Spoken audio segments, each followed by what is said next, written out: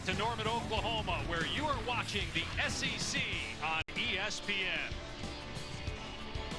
Tailgating festivities ahead of the Sooners against the Green Wave. Third time they've met in the last decade. Back in 2021, the game was supposed to be at Tulane, but a hurricane that year forced the game to move to Norman, where Tulane had a chance to win against Spencer Rattler, who was starting that game, and the Sooners. Rattler eventually down the road was benched. Oklahoma won that game in favor of Caleb Williams. Williams and Lincoln Riley left to USC. And now Brent Venables in year 3 here at OU. Oklahoma won the toss and deferred, so Tulane will start with the football.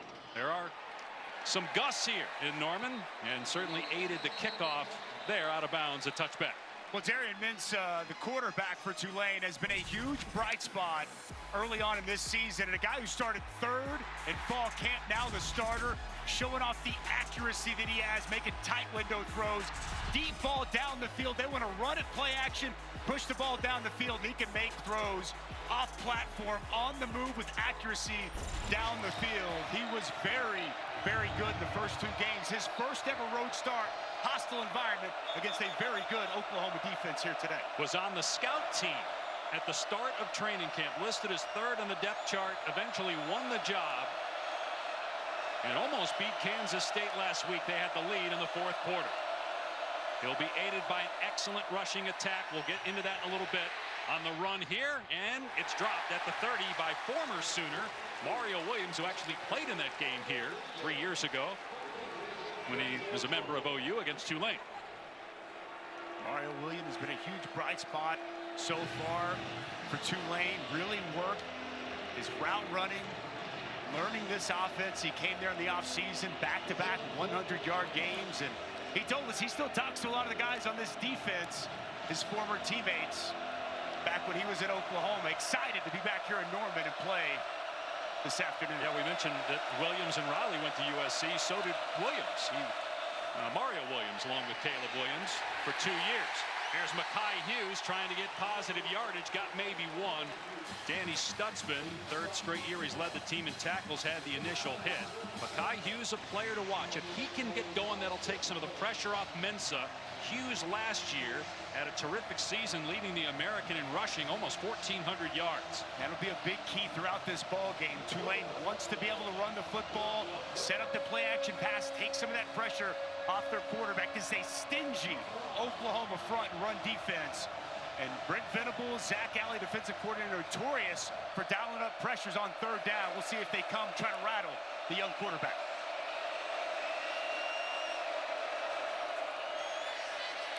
Mensa with time, everybody covered, so he dumps it off to Hughes out in space, but Hughes will be tackled short to the line to gain at the 32-yard line.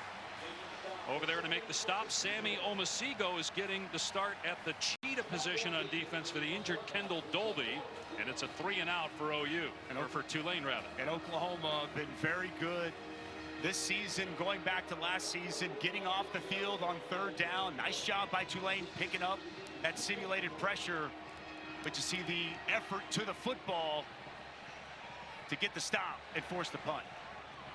The defense has been pretty good for Oklahoma so far this year, so no surprise they got a stop to start the game as Bowen makes the fair catch at the 30. But the issue for OU through 2 games, even though they've won both, has been offense. And we touched on at the top of the telecast about the dominance they've had at the quarterback position in the last decade.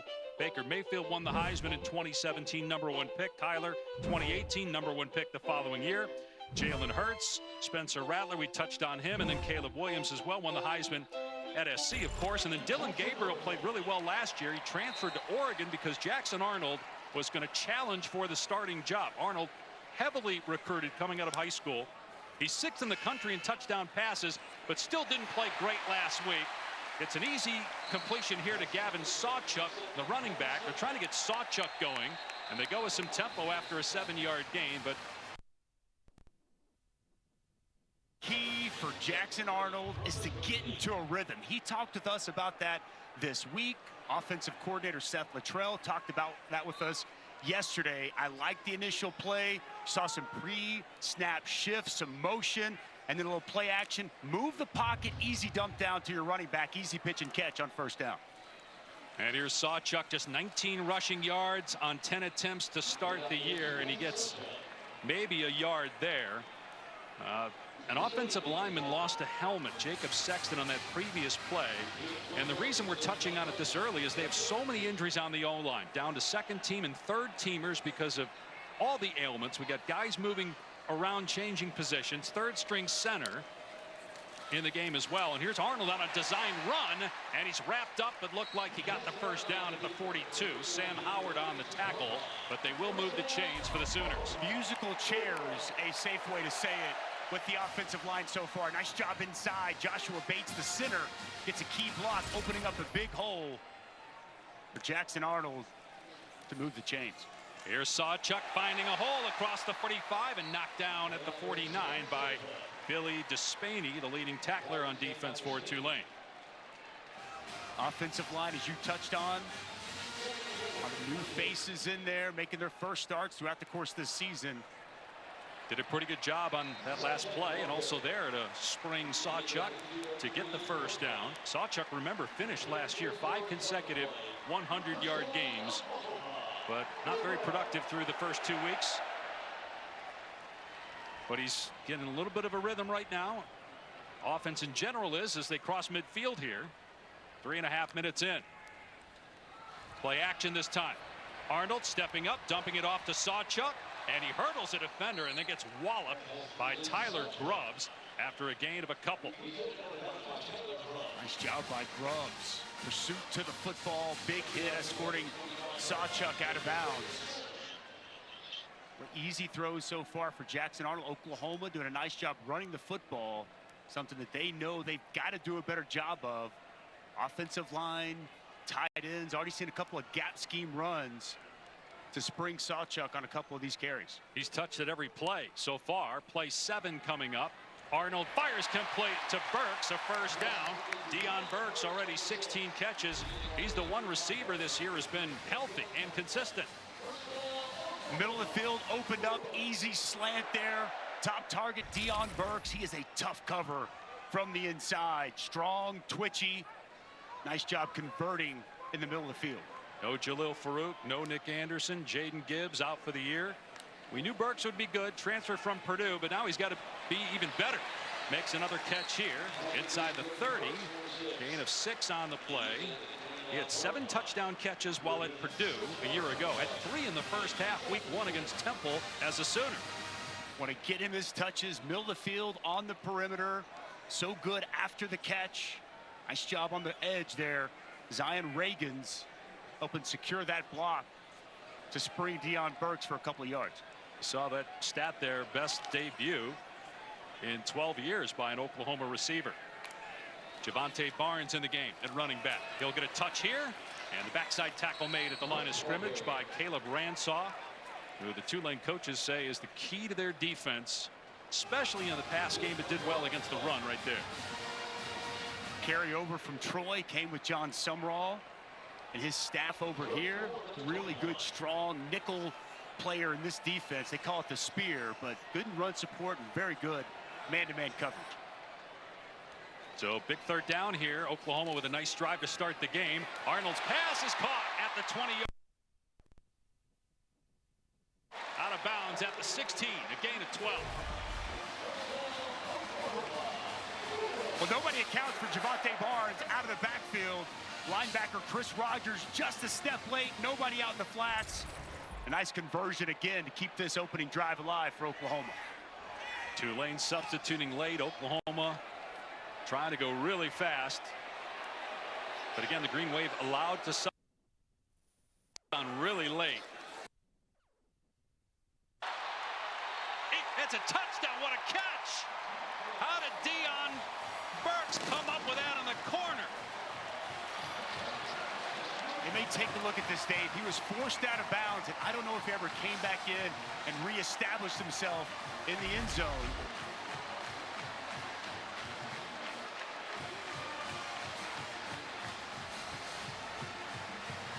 See if he goes out on his own or if he's pushed out. don't know if he was pushed out there. If he is, then he can come back in. And as long as he lands in bounds, it's a touchdown. But if he goes out on his own, it's a penalty.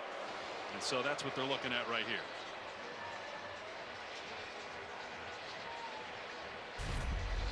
He did not try to get back in bounds immediately, it looked like. No.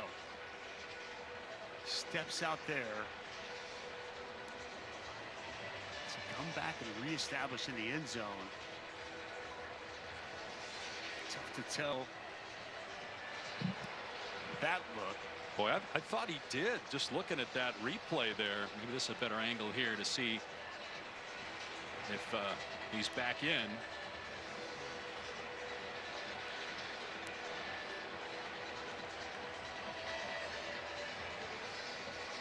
It is close. His foot looks like his toe is in the end zone. Does he secured the catch? That's the other thing, yeah. By the time with his foot there. Did you think he went out on his own, or did you feel like there was enough to say he was pushed out by the defender, Caleb Ransaw? He wasn't pushed. Ransaw and him were just kind of both jockeying for position.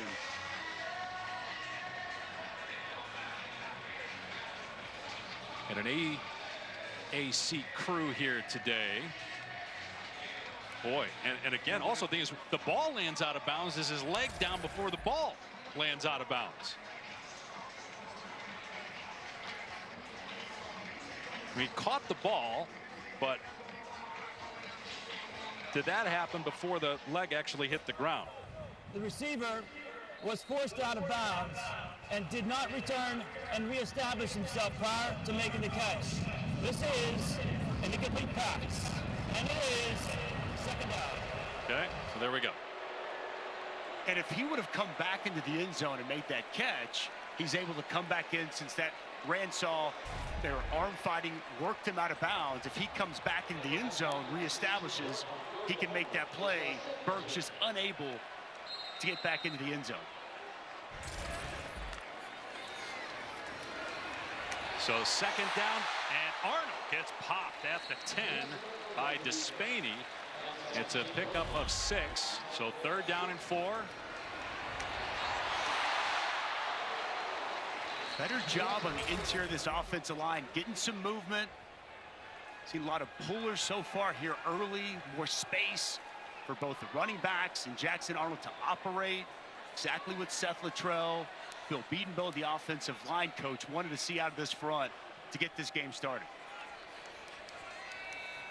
Arnold 5 of 6 passing on this possession, and he'll throw it here. Over the middle, it's caught. Down to the 1 is Burks. It'll be first and goal for OU. And again, going with tempo, trying to catch Tulane off guard. The Sooners don't substitute. High snap, and Arnold in trouble, gets past one man and into the end zone for the touchdown.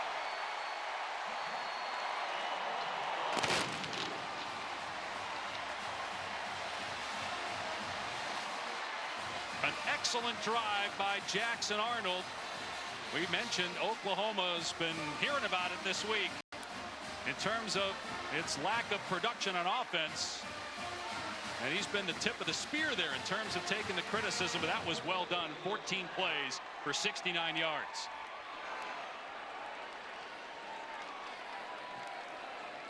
Tyler Keltner, a transfer from Florida State and East Tennessee State, now the place kicker, and it's 7-0.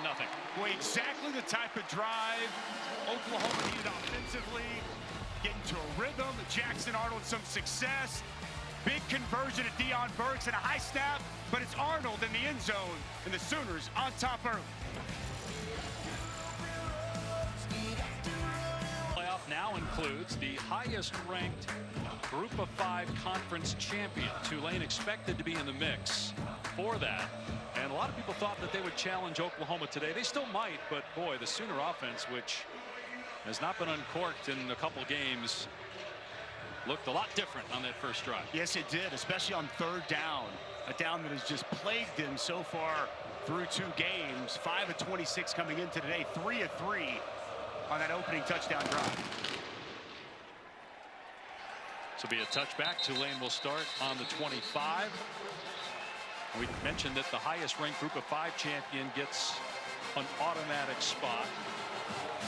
And the top 4 ranked conference champs will get first round buys, assuming that those are all going to be Power 4 champions. You got 7 at-large teams, and who knows? I mean, you could have 5 teams from one conference that are in that at-large category. And it's neat with the first round games now being host sites on campus for seeds 5 through 8.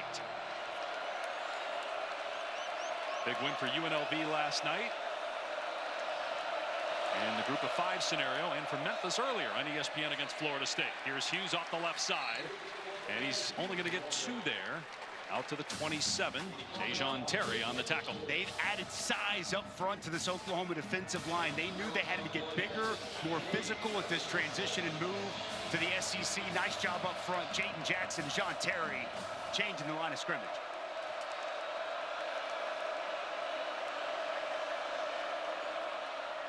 Mensah off play action and throwing it downfield. Receiver's got a step, but it's overthrown. Dante Fleming, the intended target. He got past the defensive back in coverage, but an overthrow from Mensah. Yeah, he's working over there on Kenai Walker. As he gets his head around, he holds up just enough, and Dante Fleming continues to run a vertical route. It's one that Darian Mensah wishes he could have back. Fleming really had a great fall camp. Big-time performance a week ago against Kansas State. The ball just a little bit too much on it for Fleming to catch up. Had that unfortunate, questionable pass interference call against him on offense last week and negated what would have been the game-tying touchdown against Kansas State. And the left tackle left early, so no play. Derek Graham came out of his stance. Prior to the snap. Full start. Offense number 76. 5-yard penalty. It is 3rd down. All right, Dusty, take us through our impact players, delivered by Papa John. Well, we've seen one already in Deion Burks. He's going to be the featured wide receiver for this depleted wide receiver core for Oklahoma. And Mekhi Hughes, the running back, 1,400-yard season on the ground a year ago. He continues to improve and get better. Down here, runner. Both of these players, big impacts for their offenses this afternoon. 3rd down and 13 for Tulane. Redshirt freshman quarterback Darian Mensah dumps it off across the middle. Fleming out in space, and he's going to be close at the 35-yard line. That'd be a big pickup. And it is a 1st down on 3rd and 13. Well, it's a big-time play by Darian Mensah. He's getting real pressure coming off the edge. Just a little dump down, shallow cross. Very good after the catch by Dante Fleming, finding open grass and moving the chains. Now we've got stoppage here. They might measure.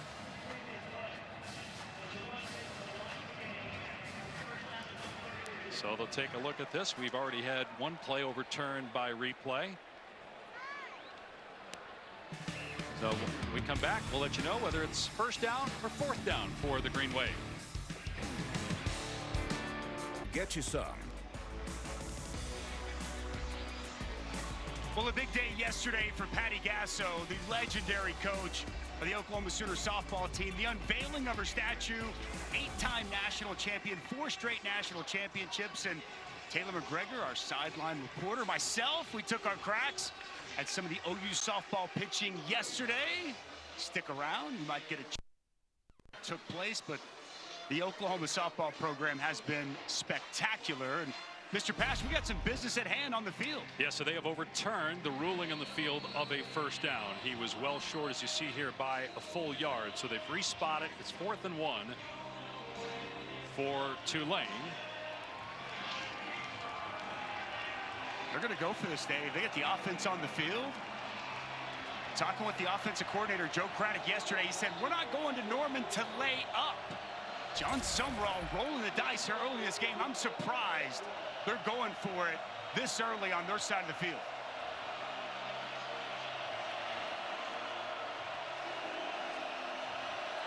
Fourth down and a full yard. Oklahoma stacking the box. Is Tulane just trying to draw OU offside here? We're not snapping this. Are they?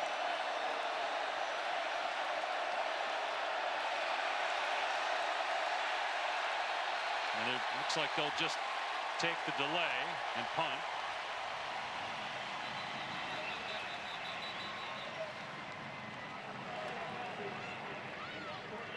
And you can hear the wind down there. It's a factor, and he'll be punting into that wind now. I don't mind the idea there, right? I mean, if you're not going to burn a timeout, might as well at least see if you can get him to jump offside. Take the delay of game. Makes a lot more sense than trying to go for it this early in the football game and give Oklahoma a short field. The interior of that Oklahoma defense has been so stingy here this year.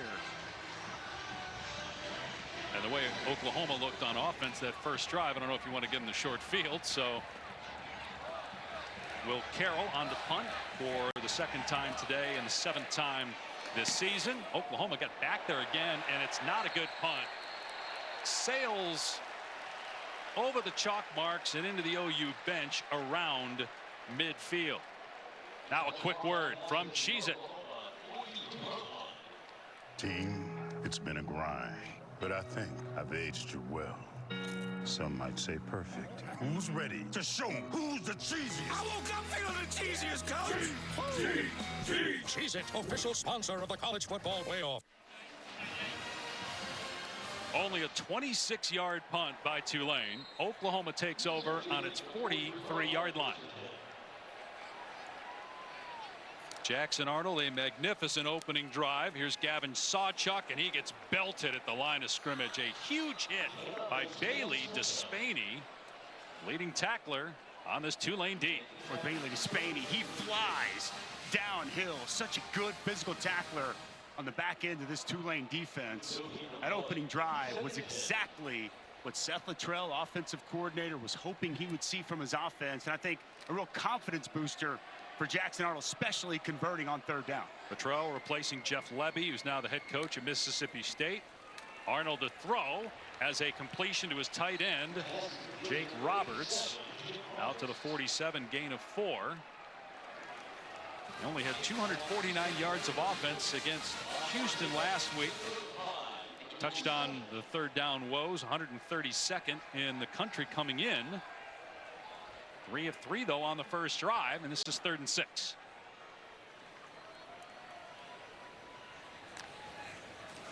Four-man rush. Arnold in trouble on the run, throws sideline, and coming back is Burks, but he can't make the catch. It's 4th down. Oklahoma may have also gotten away with a hold in the backfield. Logan Howland, the left tackle, trying to block Aiden Huntington, the defensive end. And good pressure off the edge. Howland making his first ever start, just gets overpowered with a bull rush right into the lap of Jackson Arnold. Evades, gets outside. Deion Burks unable to bring in that catch. Good pass rush off the edge. A nice stop by Tulane. Give Arnold credit too, though, keeping that play going and giving Burks a chance at it. That's what the coaches want from him. Looks a lot more confident. Something I think that was in question after week 2. Fleming moving to his left and makes the fair catch around the 10. So Tulane will be backed up, trailing 7-0 here in the first. Earlier, we had a chance to go over to the beautiful softball facility, get a little hitting instruction from Ellie Parker, try to figure out if we know how to hit a softball. It started slow, but it sped up really quick. Great job and a fun afternoon hanging out with the OU softball team yesterday. We're not playing that. Get out of here. I got a hold of a couple here, Yeah! Pash. And then we had a chance, Isabella Smith, the new transfer pitcher. Well, I can tell you what, those rise balls are serious.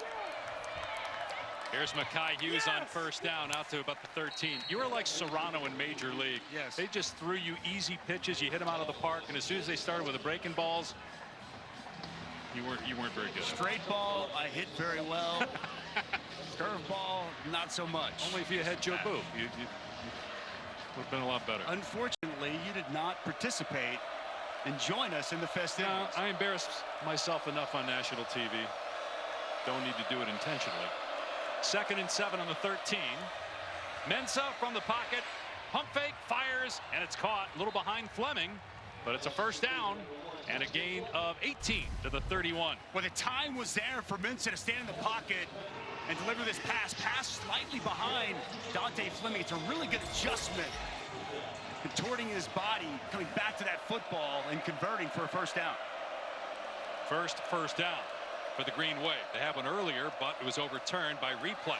Mensah off play action and almost intercepted by Kenai Walker, who is in front of Keith Brown, the wide receiver. With a break on this football by Kenai Walker. Excellent. Reading the eyes of Mensah. Jumps this route just off his fingertips. Really good vision coverage by the junior corner. Now, watching Mensah a lot, he's got his hands on his ears trying to hear the coaching staff, because they can communicate to him until there's 15 seconds on the play clock. That is new this year in college football. Really hard on the road to be able to hear regardless.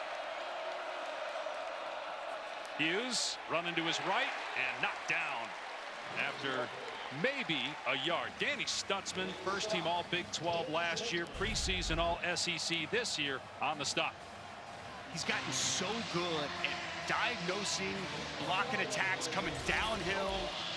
Leader of this defense, one of the best linebackers in all of college football. He's fresh off a 15-tackle performance a week ago. Really nice job getting downhill, making that play right around the line of scrimmage. 3rd and 9 at the 33.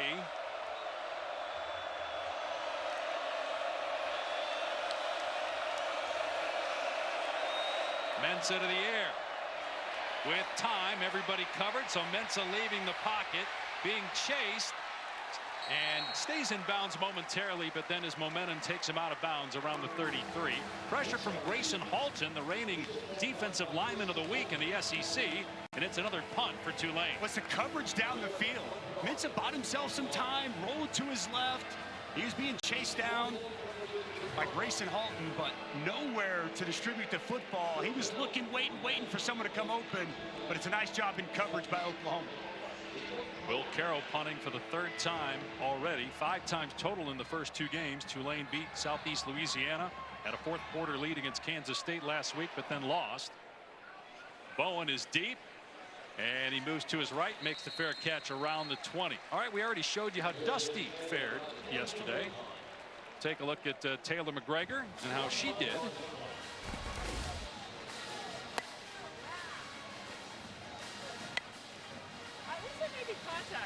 They show me missing, and they're just showing her just smacking the ball off a jump.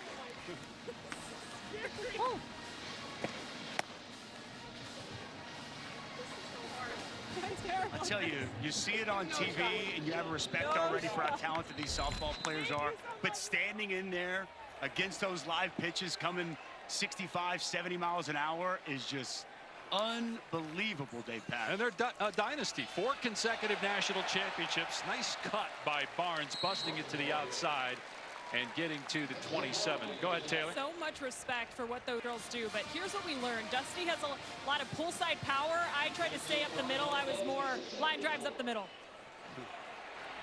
Barnes, hog-tied at the 27. No penalty, so legal tackle.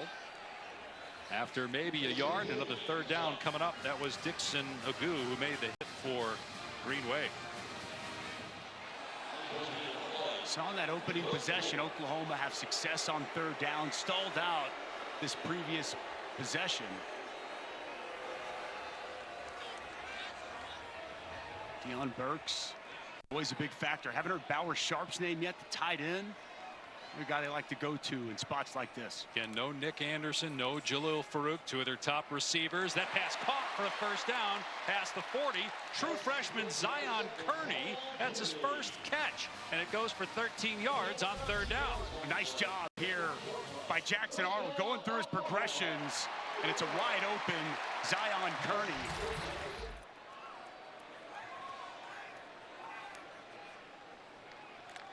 Kearney, Zion Reagans will call their names a lot today. A ton of running room. Javante Barnes on the cutback found all green and 14 more yards. Left side getting good push. Keith Azida, redshirt freshman offensive guard. Jacob Sexton. Arnold, that pass tipped at the line. He was trying to dump it off, but Jaheim Johnson, a corner, was coming off the edge and deflected that one. They are picking up the tempo, going as fast as they can off of these first downs. Trying to catch this Tulane defense on their heels as much as they possibly can. Nice job getting your hands up and getting the pass deflection on that pass. Another pass batted down, that time Huntington. So back-to-back batted footballs at the line of scrimmage. It'll be 3rd and 10. Aiden Huntington going right off the edge. Starts to put a move on the offensive tackle. Fixes that left hand up in the path of Jackson Arnold. That was Tarquin trying to block him, who's been playing right tackle, transfer from USC and Florida. Again, a lot of shuffling on the offensive line because of injuries up front. And now Jackson Arnold in a 3rd and obvious passing situation. Let's see if Tulane brings some heat. Said they back off and rush 4. Arnold has another completion. Close to a first down is Burks, right at the line to gain the 36, and it is a first down. Boy, Jackson Arnold, go ahead, break this play down for Love this route. Run into open space, big soft spot in the zone. Turns around, pass right there on time. Good timing between Jackson Arnold and Deion Burks. There were a lot of conversations about and with Jackson Arnold this week.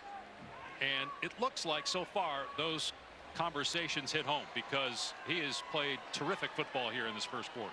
Very sharp, crisp, accurate with the ball. And one thing they want him to do, cut it loose, pull the trigger. We've seen that here early. So Oklahoma scores 7 on its opening drive on the move again here in Norman, trying to go up 2 scores. Welcome back to Norman. You're watching the SEC on ESPN. End of the first, 7-0 Oklahoma. Time for our sideline report presented by Chili's. Taylor McGregor with John Sumrall. Thank you. How do you get their offense out of a rhythm? We got to get off the field on 3rd down. That first drive, they converted multiple 3rd and shorts. We got to win on 1st down to make them 3rd and longs. That last 3rd and long right there, we didn't play very good coverage. But we played about as bad as we could play, and the score is 7-0. So we just got to settle down and play our brand of football. Thank you. Dave? To his point, Taylor, 44 yards of offense, just 1 first down, and the defense has allowed Oklahoma 3 times now to enter Tulane territory. Sooners looking to pay this drive off. Barnes dragged down after a 4-yard gain at the 32. Another point that he made, getting off the field on 3rd down. Oklahoma 5 of 6 on 3rd down. As many conversions in that opening quarter as they had their first 2 games combined. So John Sumrall wanted to see that defense when they've got Oklahoma in a spot to get them off the field to get a stop. 2nd and 6. And it's Barnes again. They chase him down and throw him to the ground at the line of scrimmage. Good pursuit that time. Sam Howard, transfer from Austin P. Good inside move, creating that penetration negative play. Back in Oklahoma up for this 3rd down. Arnold from the pocket, dumps it off, and it's dropped. That was a forward pass, so incomplete. Barnes put it on the ground, and it's 4th down. Let's see if Oklahoma tries a field goal. The Sooners will. It'll be about a 50-yarder. Jackson Arnold surveys the field. He's got a good pocket. No one open. Just throws to his check down. That's off the hands of Javonte Barnes. Wind at the back here, Dave. Feel good about where they're at on the field to try this field goal. Tyler Keltner made a 50-yarder already this season. This will be right at 50 again.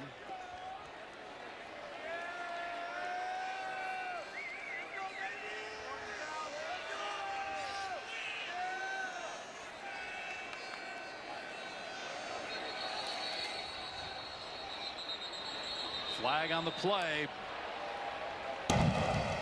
Prior to the snap, delay, Wow. offense, 5-yard penalty, 4th down. Don't need to say the obvious. You just can't have that happen. Now you're looking at a 55-yard field goal. And let's see if Brent Venables changes his mind on what he wants to do. It looks like he's going to punt it.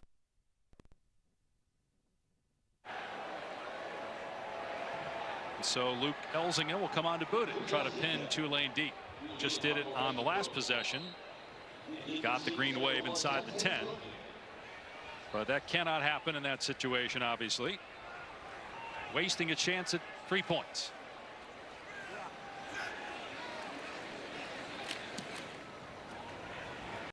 Elzinga has the wind at his back, and boy, that was awfully close to going in the end zone. They haven't signaled yet, but Tulane's going to be starting inside the 5. Jaden Hardy was down there first for OU as we go to the studio and Matt.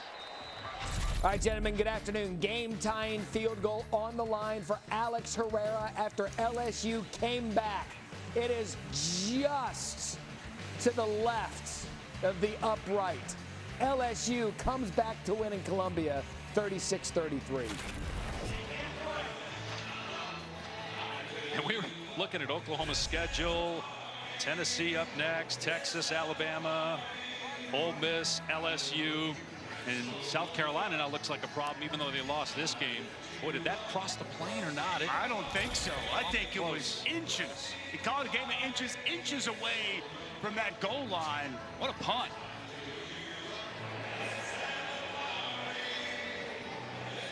They'll spot the ball at the 5-yard line. On first down so far, Tulane has run 4 plays and has a total of 5 yards. You heard John Summerall talking to Taylor earlier about needing to help their young quarterback, and that starts with the run game. Mekhi Hughes has been totally shut down so far in this game. Got to find a way to get him going. They're an offensive line. They lack size, but they are physical. They are scrappy. Felt really good about the way they ran the football. Had some chunk runs against Kansas State. Knew coming into this ball game, running the ball, possessing it, shrinking this football game would be a real key. And just getting Mekhi Hughes involved, both on the ground, catching the football on the field, not been a factor to this point. Got to think Joe Craddock, the offensive coordinator, going to look for ways to have Hughes make his mark on this football game.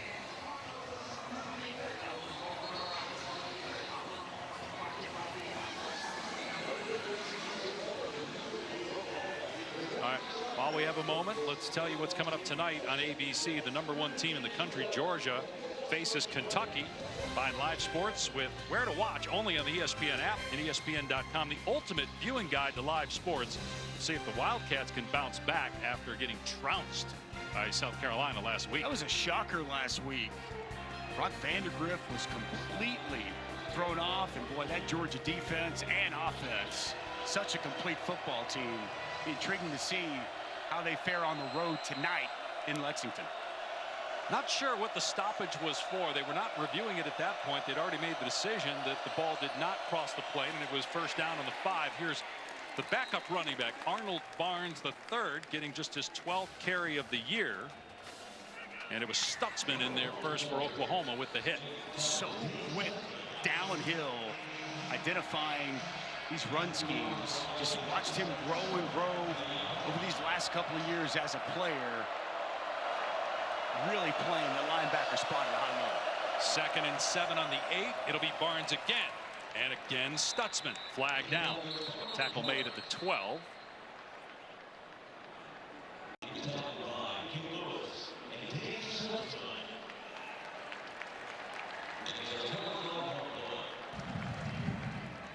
Illegal formation. 5 in the backfield. Half the distance to the goal. Replay. 2nd down. Boy, Tulane can't get out of its own way right now offensively. Oklahoma had the offensive struggles coming in. So far, it's been Tulane's offense that's been the big question mark. So 2nd and 11 on the 4. We'll see if Oklahoma comes after the young quarterback Darian Mensah, making his first career road start.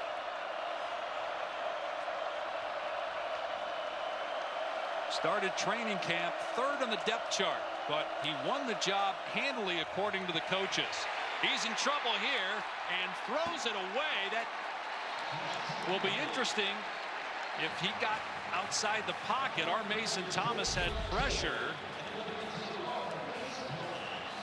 Our Mason Thomas is without question the best pass rusher on this Oklahoma team. uses that edge so well as he hits Mensah right as he's trying to throw the football. Mensah shifted over to his left just enough outside the tackle box for it not to be intentional grounding, but very good rush off the edge from our Mason Thomas. Third down and 11 from the Tulane 4. And the Green Wave stay conservative and try to run the ball. And Clayton Johnson swallowed up. Get a three-man front against 5 offensive linemen, yet OU is better. That was Dejon Terry. Dejon Terry, he's been a force already here in this ball game. Coming into the game, opposing offenses averaging under 2 yards a carry. And it's been tough sledding on the ground for this Tulane rushing attack. Oklahoma, top 10 in yards per carry allowed, top 15 in points allowed, rush defense, sacks, number 1 in the country in takeaways. Defense has not been the problem through 2 weeks. And this is an excellent punt. Racing backwards is Bowen. He fields it on the 20 and muffs it. Now scoops it up.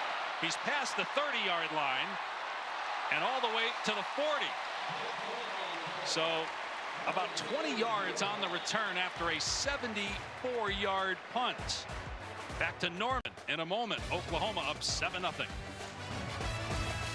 Tyler Grubbs is one of the key players for Tulane, mic'd up pregame.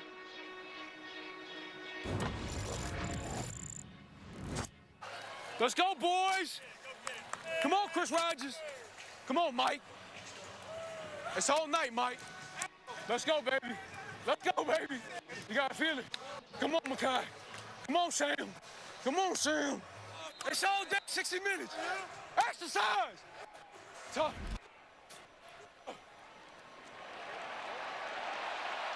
And on first down, Grubbs and the defense surrender a first down for Jackson Arnold through the air again, finding his tight end Bauer Sharp for 10 yards. It's a good adjustment to the football. Ball a little thrown behind. Strong hands by Bauer Sharp. And Oklahoma going really quickly. Here's Barnes trying to get through the gap. Instead gets slammed down by Chris Rogers. Tyler Grubbs, by the way, he's got the green dot. You're going to hear that a lot this year on his helmet. That means he is the one player on defense that the coaches can communicate with. He's got the headset, and the coaches will tell him until 15 seconds go off the clock what they're looking for in terms of a play call. Another completion to the tight end Sharp. We tried to go over the top of Despaney. It's a first down, a gain of 16. With a lot of space in the middle of the field, and it's a really good find by Bauer Sharp. Grubbs late to diagnose and get over. An easy first down. Back to the rushing attack. And Barnes to the 30-yard line. So just a couple there for Javonte Barnes. Missed a handful of games last year due to injury.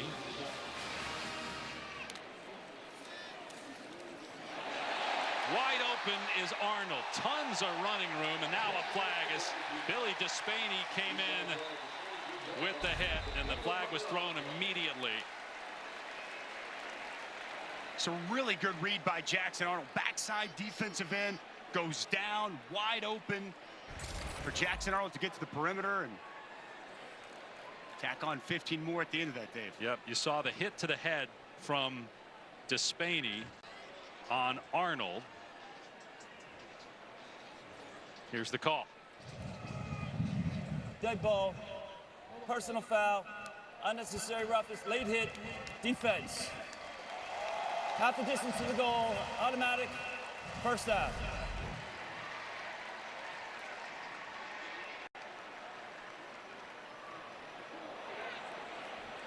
That forearm got Jackson Arnold in the head as Arnold goes into the slide, gives himself up. Did look like Despaney tried to miss him and go over the top, but he catches him with the forearm, and it draws a flag. See if Oklahoma can pay this drive off with a touchdown.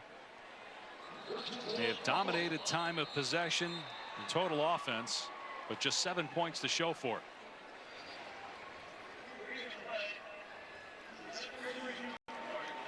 Again, they're going to look to see should there be targeting for forcible contact to the head or neck area of the quarterback. Back in a moment.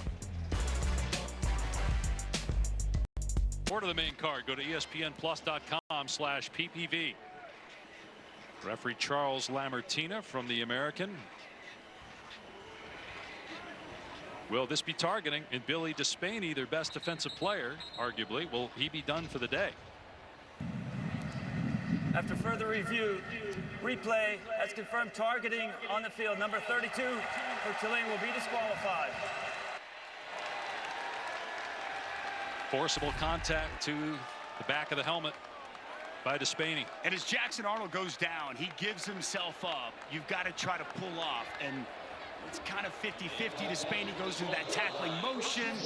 Forearm clearly contacts the head of Jackson Arnold, and say enough evidence for targeting. True freshman Taylor Tatum getting his first touch of the day on first down at the 12.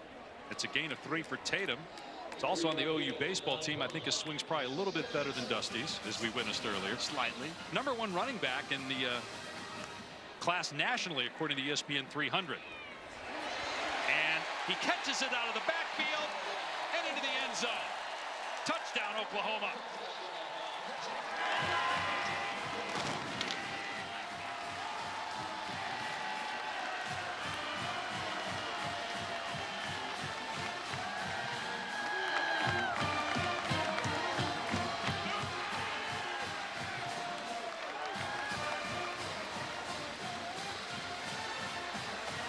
Jackson Arnold with his 7th touchdown pass of the season. He's looked like a different guy here in the first half of the Sooners. Tatum with his first 2 touches of the day, a rush and then a reception for the score.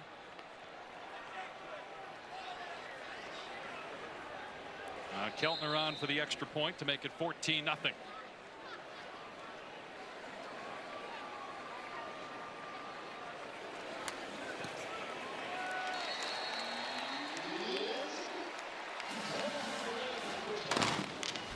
Well, Seth Luttrell wants to go a little 2-back action.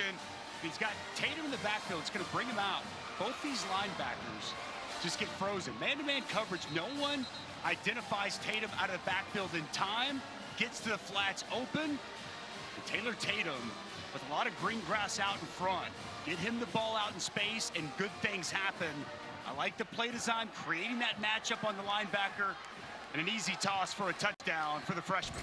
His first catch, he can swing away and does well on the swing pass. Again, on the baseball team, you saw that little celebratory swing after scoring. I already mentioned how highly touted he was coming out of high school in Longview, Texas. 5'10", 200-pound true freshman. Had a rushing touchdown earlier this season. Was leading the team in rushing yards, actually coming in with 75. That was not a huge number, but still #1 in that category. And he just gave Oklahoma a 14-0 lead. Got to wonder now, young quarterback Darian Mensah, most adversity he's faced yet in this young season. We'll see how he handles it. Kick off your Week 2 NFL Sunday with the Countdown Crew. Alex Smith going all access with Patrick Mahomes. And Kelsey starts at 10 Eastern time on ESPN. Monday Night Football, great debut for Saquon Barkley with the Eagles taking on Atlanta. Not such a great debut for Kirk Cousins coming off that injury. Starts at 8 Eastern ESPN. Peyton and Eli back on ESPN2. Most touchdowns in the first 2 games is 4. Don Looney and Terrell Owens, and a chance for Saquon to get there with just 1 on Monday night. As Mensah throws that one into the dirt. Caden Woolard with pressure. Here's Taylor. There is frustration building down here on the Tulane sideline, Dave, especially with the offensive line. They're having a hard time figuring out some of the pre-snap movement that Oklahoma is showing. And so the biggest emphasis to the O-line is remember your first step and get off the ball. Good report, Taylor. Yeah, that's one thing that Oklahoma likes to do. Move up front, pre-snap, make it tough for this offensive line to identify exactly what's going on. On the road, loud, been tough for them to communicate and identify. You see the movement there, pre-snap from Oklahoma up front. And they'll give it to Mekhi Hughes. A little surprised they haven't done this more often. He's out past the 30 for a gain of about 6 on the play. And that is just the 5th carry for Hughes on the day. Such a central piece of this offense. He's instinctual, runs behind his pads. Not good seeing him on the sidelines here on this third down. Yep, might be shaken up just looking at that exchange there. Big third down. Darian Mensah trying to regain some confidence, maybe lost here early on. Pressure on Mensah, throws, and he's got a man. It's caught at the 50 by Dante Fleming. Excellent play, hanging in there with defenders bearing down on him. 19 yards. Yeah, they dialed up the pressure. Kobe McKenzie's going to get home and deliver the blow. But Dante Fleming, corner route, open grass outside of Mensah, standing in there, knowing he's going to get hit, throws it to space, and he finds an open Dante Fleming to move the chains. Big clutch throw by the redshirt freshman. When they decided to go with Mensah at quarterback, they had Ty Thompson and Kai Horton battling early on for the starting job. Mensah won the position. All the coaches, as they run it here with Clayton Johnson for a couple, all the coaches, when they were polled in the meeting room, when asked who should be the starter, they all said Mensah. John Summerall said, well, what are we waiting for? Let's go ahead and make the move. Summerall told us, I know it's kind of cliche, but he has that it factor about him. He has the team's attention. They said he just showed up every single day, continued to work, and anytime he got opportunities, he made the most of it. And he's leading this football team now. Off play action. Mensah fires complete inside the 40-yard line to Clayton Johnson, drilled out of bounds at the 37, but it's a first down. It's good patience here by Mensah. The protection's going to be good initially, and then under duress, find your check down, go through your progressions. Nice job by Darian Mensah after the big third down conversion, just showing some patience, showing some poise, and converting another first down. Redshirted last year, was behind Michael Pratt. Kai Horton started a handful of games last year when Pratt was injured. Clayton Johnson catching the pitch and getting absolutely lit up by Stutzman. Wow, Clayton Johnson a little shaken up, perhaps shaking his head as we checking again with Taylor. Dave, talking about the leadership of Mensah, I've been watching him on the sideline, talks a lot to his receivers in game, especially right after the series, the different things they're seeing, trying to iron out the kinks, and that leadership begins with him. We'll see how he handles 2nd and 7 now at the 35. Again, Mekhi Hughes not on the field. Clayton Johnson just went to the sideline, and Arnold Barnes checked in at running back. But Mensah under center. And they run it off the left edge. And a nice tackle in the open field by Stutzman, cutting down Barnes at the 31. No gain. Check that gain of 4, third down. Running behind tight end Alex Bauman, known more for his ability to catch the football, use him as a blocker. And you want to talk about a shoestring tackle there by Danny Stutzman. A lot of green grass out in front there for Mekhi Hughes. 4 down territory here for Tulane. Yes, absolutely. 3rd and 3 at the 31. Again, it's Arnold Barnes the third as the running back, with Hughes, the leading rusher in the American last year, on the sideline. Mensah again under center. They're going to run it. Barnes trying to find a hole, and close to the marker at the 28. Looks like he has it. Halton made the hit. It's a first down for the Green Wave. Nice physical run by Barnes. Zone it off to the right. Quality movement. Shad Green getting up to the next level. And for the first time all day, this Tulane offense starting to find their rhythm. Mensah had 342 passing yards last week. Mekhi Hughes is averaging 94 yards per game on the ground. Mensah taking a shot into the end zone, incomplete. Trying for Alex Bauman, the tight end, who they love in the red zone. He has 3 touchdowns this season already. Woody Washington in coverage. Boy, this is so well defended. Could try to hit Bauman down the field. Woody Washington wasn't biting. A little flea flicker. Back to the quarterback. They were all over it from the start. Both receivers down the field, well covered by Oklahoma. We knew that Joe Craddock would potentially pull out all the stops, but Oklahoma was up to the test. 2nd and 10. Mensah to throw again from the pocket to the sideline, and with his back to the sideline, incomplete. Yule Keith Brown could not get a foot down. Pass just led him out of bounds enough for it to be an incompletion. It'll be 3rd down.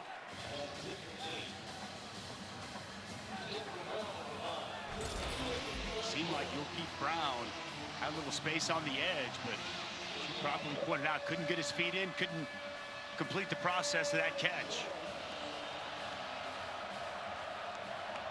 See if Oklahoma decides to heat up. Darian Mensah been much better on this drive for the Green Wave. Checking at the line of scrimmage. And Mensah was not ready for the snap, but it hit him right in the chest. So he's got it, and he throws incomplete. The catchable pass for Barnes. And it's 4th and 10. And at this point, Dusty, on the 27, you're looking at a 45-yard field goal. A little surprised at the offense staying on the field here. Well, he kind of told us, you know, he felt good about his kicker at 40, and past that he wasn't sure. Into the breeze a little bit.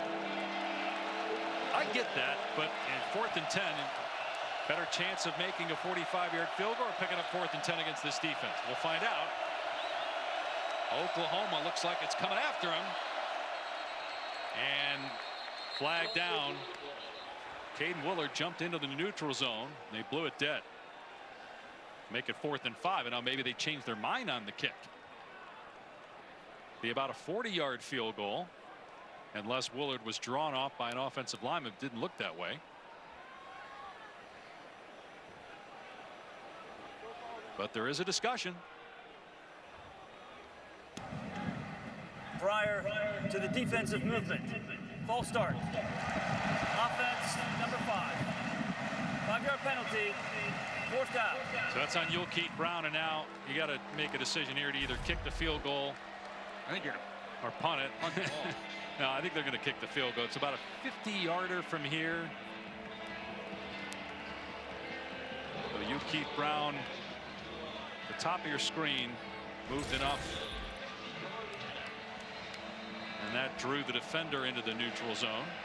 So Jacob Barnes, who's 3 for 3 this season, transfer from Louisiana Tech, is long of 41, trying a 50-yarder, and this one never had a chance.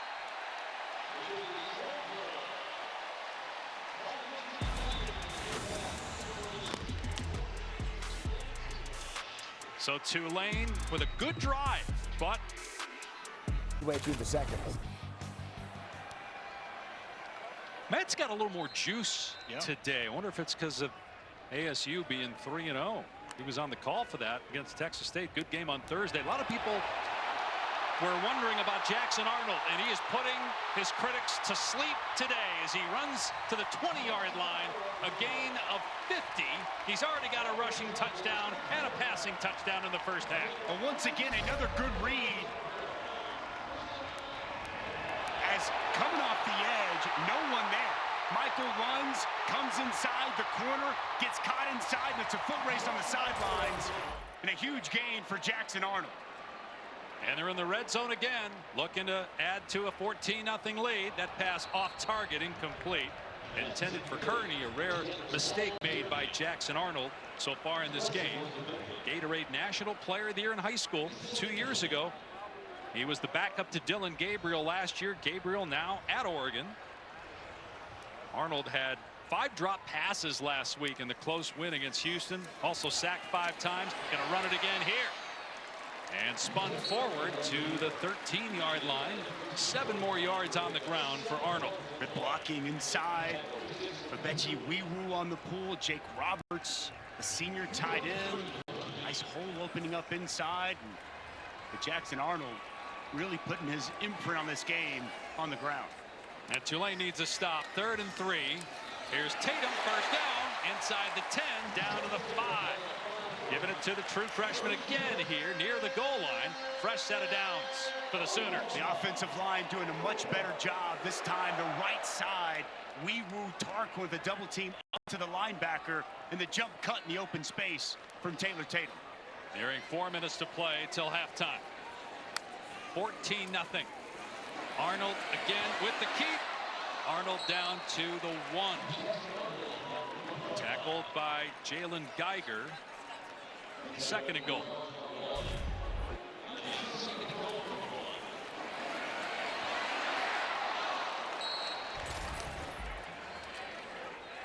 Here's Tatum pulling his way forward. Touchdown, Oklahoma.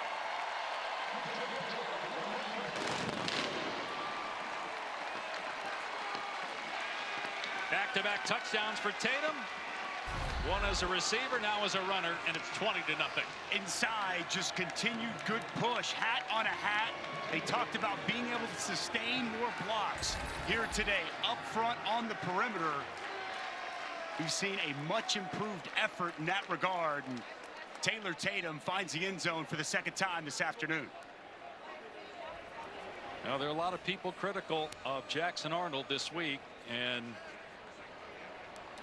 for a young man whose confidence maybe was wavering a bit, a 21-0 lead against a team that he thought would come in here and challenge the Sooners will do wonders to boost that confidence. Now, coming up tonight on ABC, 7:30 Eastern Time, it's Georgia and Kentucky. The Bulldogs ranked #1 in the country. Find live sports with Where to Watch only on the ESPN app and ESPN.com, the ultimate viewing guide to live sports.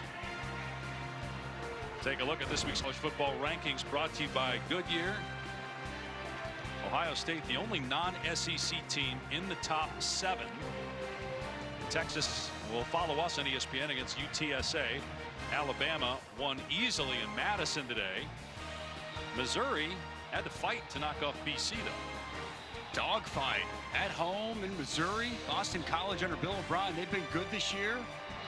Gave the Tigers all they wanted and some. Interesting about 5 of those top 7 on this Sooners schedule.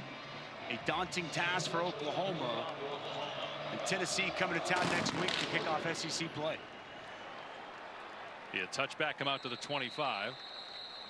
Obviously, it's a homecoming for Josh Heupel. They won a national championship here, but there's more to it than that with this matchup, right? Well, obviously, Josh Heupel was the offensive coordinator here at Oklahoma, was let go, and he's done an outstanding job remaking himself offensively as an offensive coordinator, multiple stops, did a nice job at UCF, and he has just completely revamped that Tennessee program. They've got a really good squad. Returned back here to Norman, the first SEC game. ABC prime time. It's going to be a big one for Josh Heupel's return next Saturday night here in Norman. Well, you have to think Tulane needs to do something, get some points here going into the locker room to have any chance. Mensah's pass juggled and incomplete, trying to hit Mekhi Hughes, who's back in the football game after leaving on that last possession. Now the Oklahoma defensive front, they've got their ears pinned back. They're coming. Grayson Holt with good inside pressure.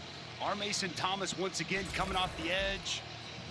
Mekhi Hughes just hasn't been able to get in the sync here at all throughout the course of this ball game. And young quarterback making his first road start with this kind of deficit and a defensive front from Oklahoma that is just coming after the quarterback. Hughes has Fleming, and he's tripped up short of the line to gain. There have been plenty of games where we've watched and said, man, there's more and more parity in college football now because of the portal. You watch the first half here and you think, yeah, this is kind of what an SEC American game normally would look like.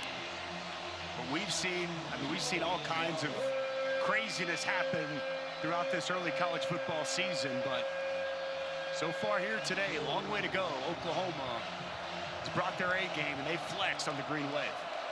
3rd down and 1 on the 34 of Tulane, and a quarterback keeper. Mensah got the first down.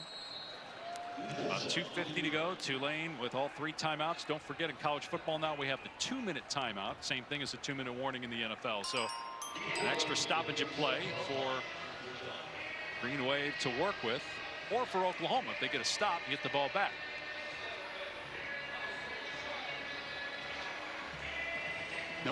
No hurry here from Tulane, taking a lot of time. Oklahoma had an opportunity to substitute there, so the official would not come off the football to allow Tulane to snap it. Mensah with time, surveying, throwing high, incomplete. Tried to hit Fleming, had to layer it over a defender. As Billy Bowman in the middle of that field, the outstanding senior safety. Vision on the quarterback, zone coverage. Nice break on that football. Dante Fleming unable to bring it in. Haven't called Billy Bowman's name much here this afternoon. One of the best safeties in all of college football. A nice play on first down. 2:10 on the clock. 2nd and 10.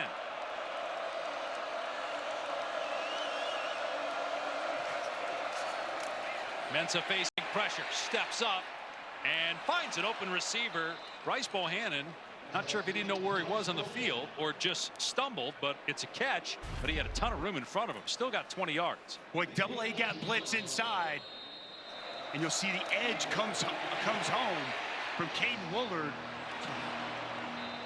It's a really good job by Mensah to step up there, Dave, and locate Bohannon on the outside. The green wave on the move at the 2-minute timeout. Coming up on our Lexus halftime report, the Tigers survive in Columbia ×2, plus the Irish off to a hot start. And it's rivalry, wow, I can't even say it. Rivalry week, a new look at that. Dan Mullen, Joey Galloway, tongue twisters coming up on the Lexus halftime report. Fellas. All right, Matt, Tulane on the move at the 2-minute timeout, down 21-0. And the Green Wave going to run the ball here. Inside the 40 is Hughes. Maybe his best run of the day. He got 6 yards on the play. Danny Stutzman, another tackle. Got about 100 so far here in the first half. You expect Tulane to move and operate quickly here. So making this call at the line of scrimmage. And they have all their timeouts. They certainly don't want to give Oklahoma the football with any time on the clock. Sooners do get the ball to start the second half.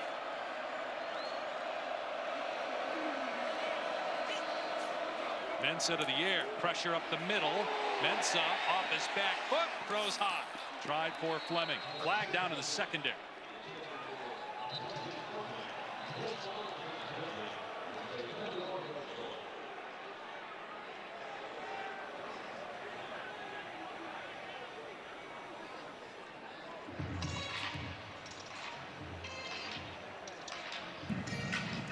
Holding. Defense number 4. 10-yard penalty. Automatic. First down. It's on Des Malone, the San Diego State transfer. Senior corner from Fresno. Des Malone on a hold, but man, I'll tell you, Vincent Murphy, the center, got away with one. Here's the penalty. Des Malone working on Dante Fleming, clearly a fistful of jersey. Mensah, little option pitch. Hughes trying to get the corner, ran out of real estate. Pushed out by Walker at the 24, so the clock stops. 2nd down and 6, 4-yard gain, 1:13 on the clock. Each team still with 3 timeouts. With this drive, important going into halftime, something positive, something good to happen, something to build off of for Tulane. And finally, Mekhi Hughes, a couple of decent runs here on this drive.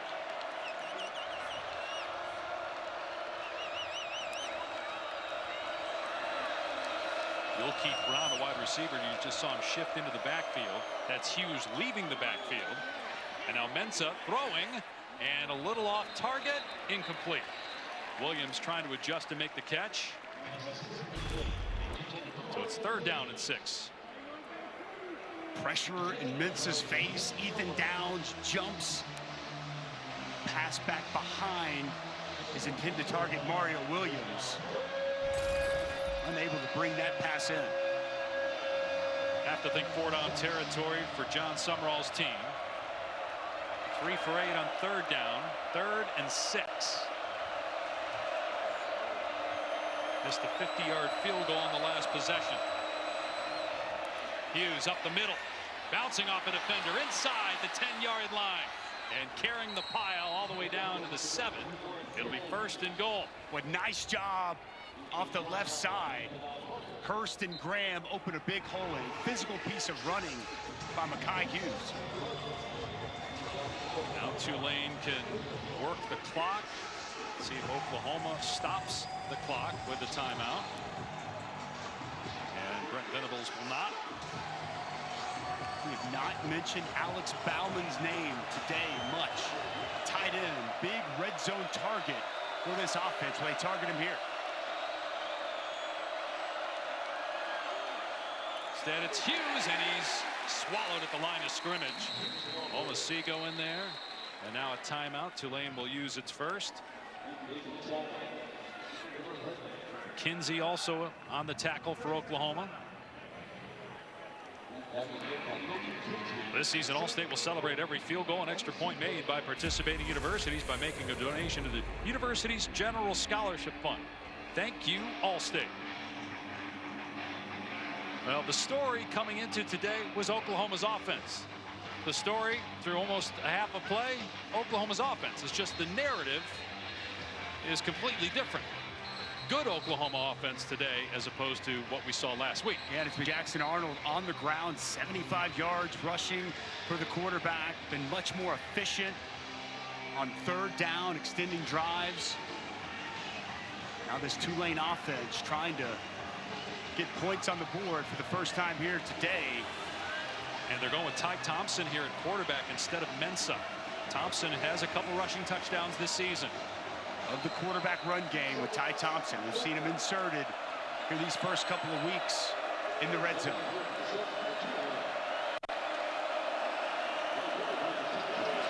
Second and goal on the 7.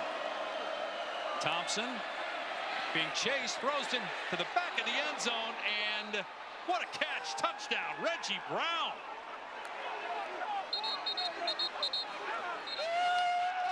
A huge score for Tulane here at the end of the half.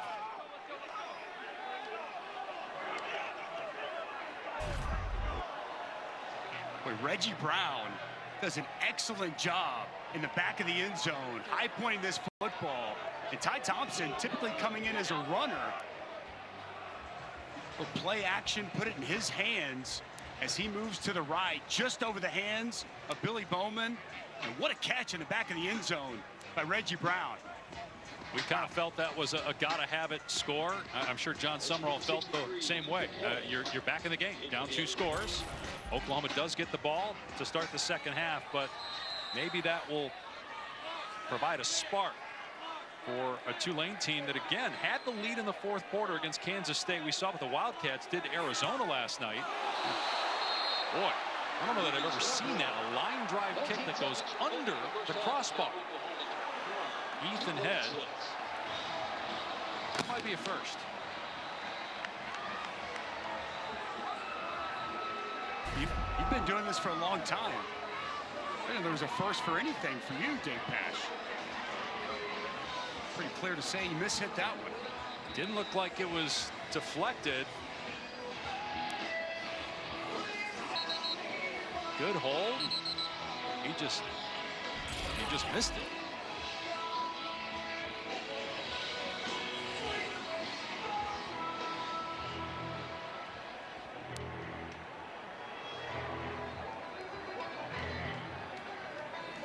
So Oklahoma will have all of its timeouts in 19 seconds. We'll see if Brent Venables sends Jackson Arnold back out there to try and operate the offense, or if they just take a knee following the kickoff and go to halftime.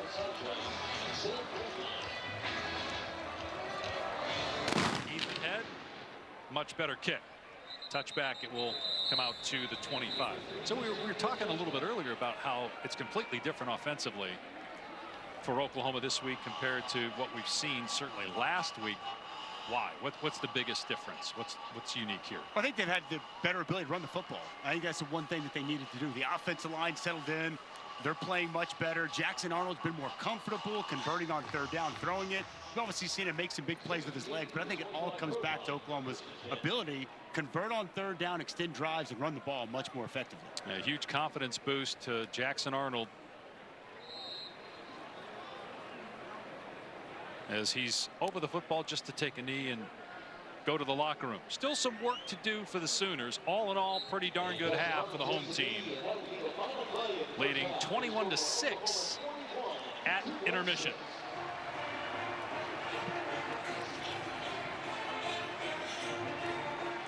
Again, the Sooners will get the ball to start the second half with a 15-point lead. Lexus halftime report. Matt Berry, Joey Galloway, Coach Dan Mullen on ESPN. Oklahoma leading at halftime, 21-6 over Tulane. And a brilliant first half performance from quarterback Jackson Arnold as we look at today's Players Spotlight brought to you by Top. Really stepped up. We saw him get involved a lot with his legs, making the proper reads in the run game. Saves a bad snap, easy throws, converted much better on third down. Get a chance to see him with a big chunk run. Backside defender closes. He's going to pick him up and put him down. We wanted to see improved play offensively and especially from the quarterback, Jackson Arnold. That's exactly what we saw here in this first half. Our tied player spotlight. So almost 200 yards of total offense. The rushing score and the passing score for Jackson Arnold. His first start was in the Alamo Bowl last year. Dylan Gabriel transferring from Oklahoma to Oregon. And Arnold starting every game so far this season at quarterback. Ethan Head kicking off. The Sooners and Arnold will get the ball to start the second half. Dave Pasch, Dusty Dvorak. You'll hear from Taylor McGregor in a little bit. Well, Dusty, last week against Houston, the second half offensively was the problem for Oklahoma. How do they change their fortunes here today? We'll continue to keep doing what got them the good fortunes in the first half. Thought they blocked better up front. Thought they ran the football more effectively. And a big key, always convert on third down. 6 of 8 in that first half. More third down conversions in that first half than they had the first 2 games combined. When you can extend drives and keep things going, good things are going to happen for you offensively. Tulane, meanwhile, needs a stop. And they get a stop on first down anyway as Barnes is spun down for no gain. Brent Venables talked with Taylor McGregor moments ago. As far as the defense, what message changed after Tulane's last drive there? Well, again, with the last 2 drives, there's 2 12-play drives, and we've let them nickel and dime. We've been slightly out of position in both the throwing and the run game, and we allowed them to get back into the game here and had a chance to again step on their throat. And so again, we got a good ball game, and we had to start out the third quarter the way we started the game out and just get into a rhythm on defense and not let. Again, a lot of little yardage here and there, run the game, not going to pile forward, and giving them outlets. We got to clean some stuff up. Thanks, Coach. Dave? Can somebody get to Coach Venables a lozenge, maybe, especially for the long answer there? Barnes on the carry to the 40-yard line after a first-down catch by Reagans a second ago. Well, good to see the true freshman Reagans climb the ladder, elevate, and come down with that pass to convert on that first down.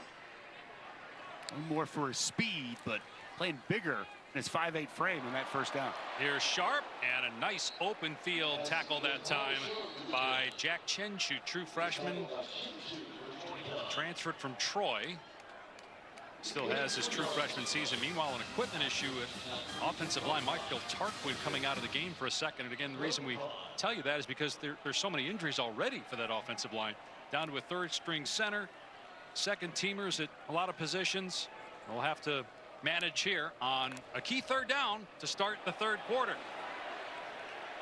Flags down, might be a free play. Arnold trying to outrun the defense, and he's tripped up and does not get the first down. Sam Howard on the stop, but again, this might be offside and a free play anyway for Oklahoma. Hard count from Jackson Arnold. Offside, defense number 45. That 5-yard penalty results in a first down.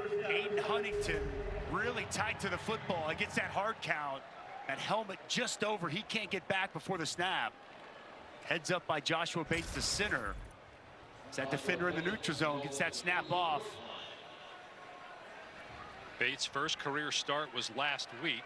Redshirt freshman, as we mentioned, third, some would say maybe even 4th string center based on their depth chart going into the year. Deep ball, Arnold down the sideline. And Burks was out of bounds. Ransaw in coverage. Rare shot down the field from Arnold here today. It's good man-to-man coverage down the field. Burks goes up, elevates, and Ransaw just forces him out of bounds.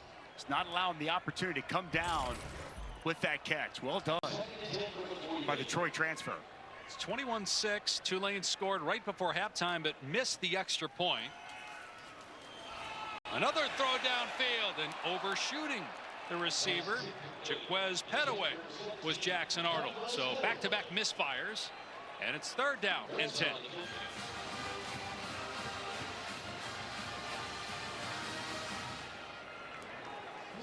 So much hype surrounding Jackson Arnold when he came out of high school in Denton, Texas, where he was the National Player of the Year. And when Dylan Gabriel left and decided to transfer to Oregon, the Sooners figured they were in good hands, and they still might be, as Arnold pump fakes and runs and gets the first down and more. Again, Jackson Arnold, a real threat today running the ball. He's closing in on 100 rushing yards after going for 17 there. Tulane bringing pressure, and off the right side, space opens up one-on-one with the goo, and Jackson Arnold hits him a little pump fake and frees the defender just enough for Arnold to hit the sidelines, and a big first down. Looks so much more comfortable today running the offense. They won last week, beat Houston, but it was 16-12 when they did not score in their final 8 possessions of that game.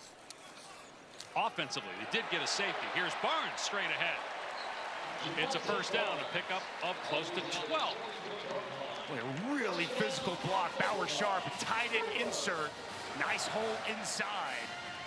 Downhill running from Javonte Barnes. It's been the biggest difference for me. You go back and look at Houston. They just run the football. They've got more movement, more space for both Jackson Arnold and these running backs to operate in the run game. So first down on the 22 of Tulane. They have lived in the red zone today. Deion Burks inside the 15. First down Oklahoma at the 11. The Purdue transfer picks up 11. The Purdue transfer elevates, goes up and gets this football, and it's good blocking outside by 6'4" J.J. Hester to allow Deion Burks to get back inside.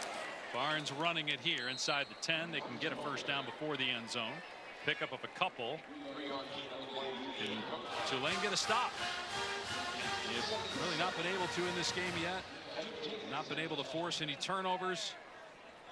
As Joshua Bates, a little slow to get up there. Can't afford to lose him. 11th play of the drive coming up here for the Sooners.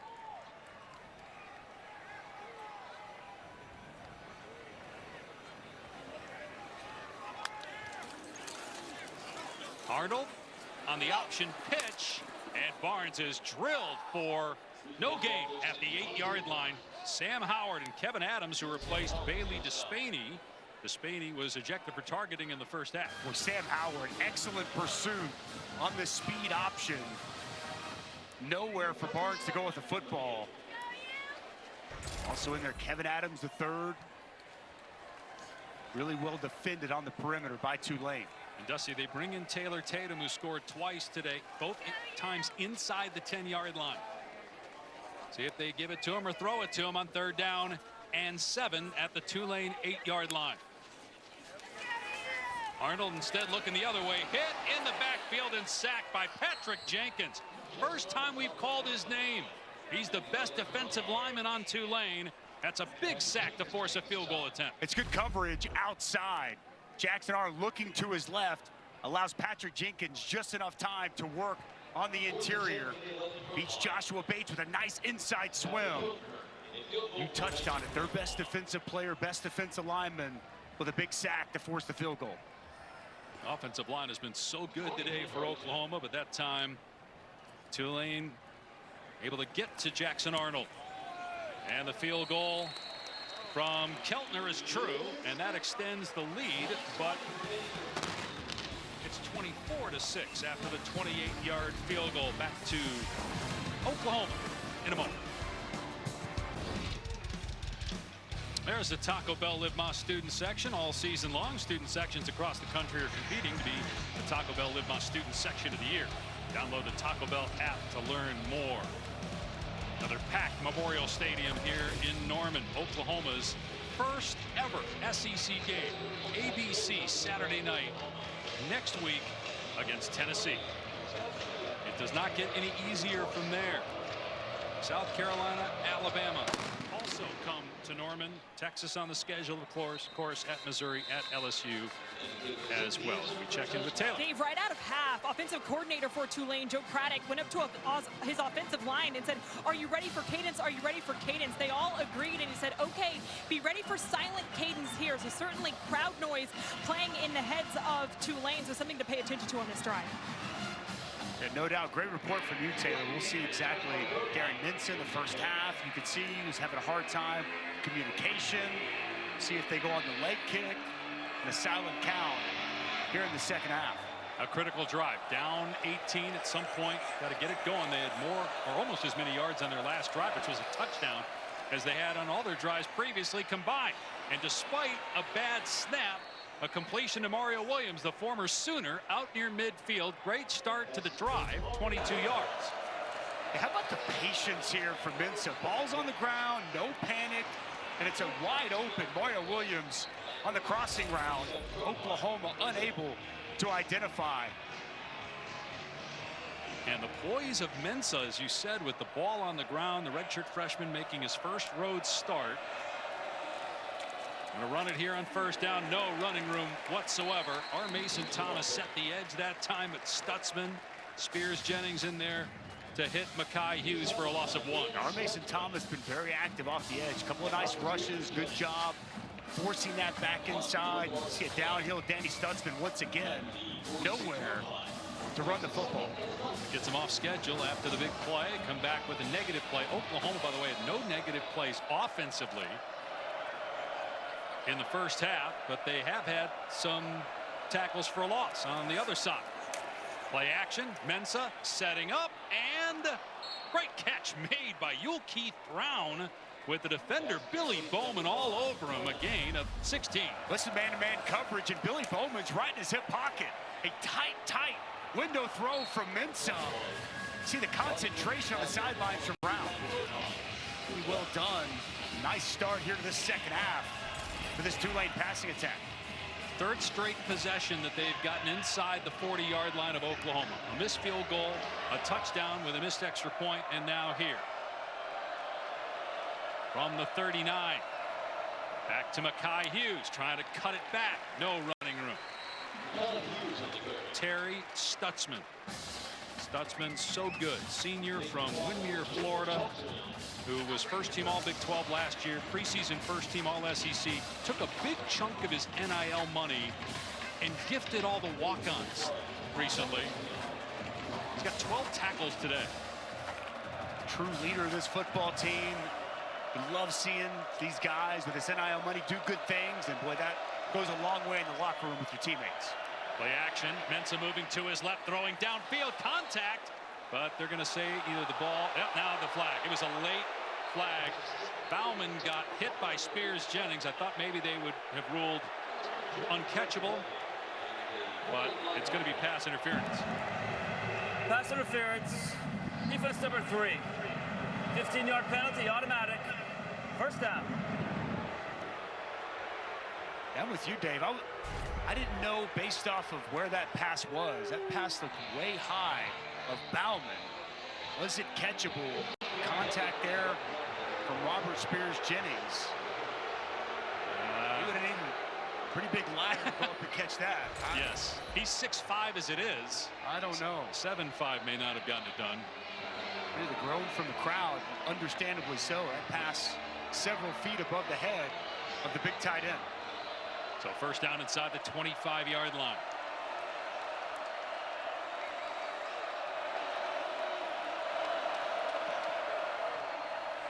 And little trickeration here. The pitch to Fleming, and he's got running room inside the 20. Inside the 10, and finally knocked out of bounds. Boy, it looked initially like he may gain nothing, and he turned on the burners and picked up 19. Bauman is the key block. You're going to see him reverse out, turn around, and really secure a key block to help spring Fleming on the perimeter. Good design and a nice block of Bauman on Billy Bowman. Again, Fleming showing off the speed. First and goal on the 5. 6.5 to play in the third quarter. The Tulane offense took a while to get untracked. 3 straight good drives, though, for the Green Wave. Pressure off the edge. It's picked up. Mensah with a long throw and a good tackle on Arnold. Barnes.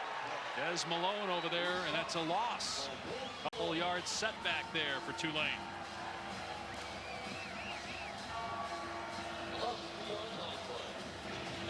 Talked about Alex Bauman here as a blocker, more so here on this drive.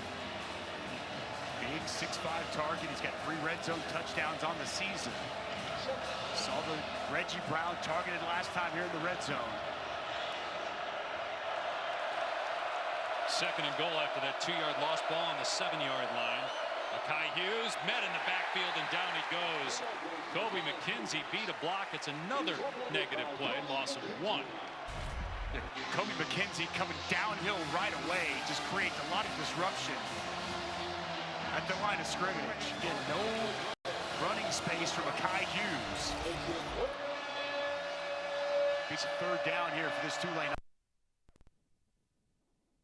Field goal still gets you back to a 2-score game. Play clock at 10 as Mensah resets. 3rd and goal. Mensah to the air. His pass nearly intercepted by Des Malone. 4th down. Let's see what Tulane decides to do here. Oklahoma likes to go zone coverage. Nice job. The vision here of Des Malone. Sees that crossing route of Yokeith Brown. Steps right in the path of the pass. Dusty, I'm just not sure at this point. Your offense has started to play better. Your defense has settled in. Why not just take the points here? Cut it to a 2-score game. Yeah. I agree. You got 8 yards to go on 4th down.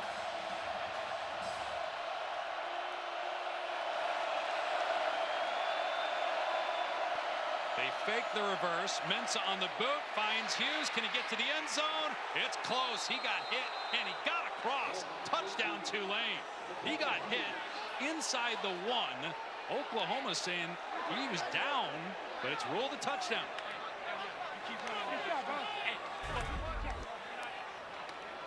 Boy, it is going to be very close. Makai Hughes out of the backfield. Get the ball in his hands. Have a great look at it here.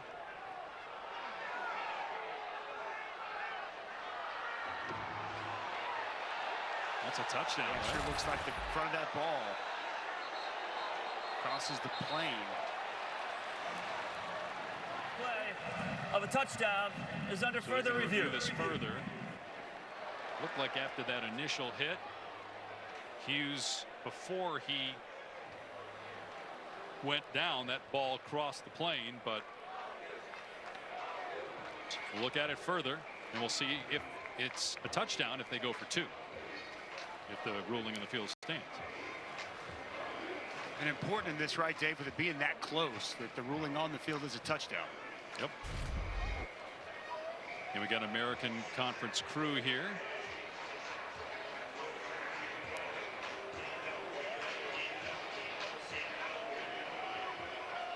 I think the problem is going to be that if you the angle we showed you from the pylon was the best angle, and can you tell that the ball for certain, beyond all doubt, did not cross the front end of that goal line? And it's got to be indisputable video evidence beyond all doubt. And best view right here, Dave. Where's the ball when that shoulder comes down? I mean, it is right on it.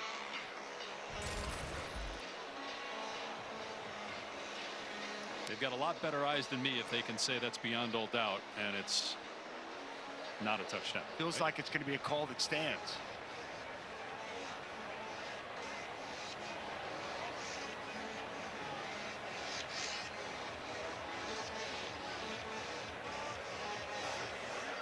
After further review, the ruling on the field stands. It is a touchdown. And now let's see here. Do they go for 2? Now they're going to kick the extra point. And we remember the extra point in the first half that went under the crossbar, but they're going to send Ethan Head back out there again.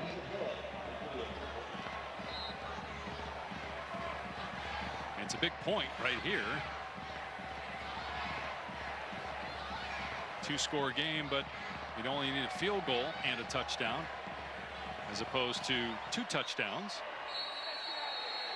And the kick is good. So it's an 11-point game.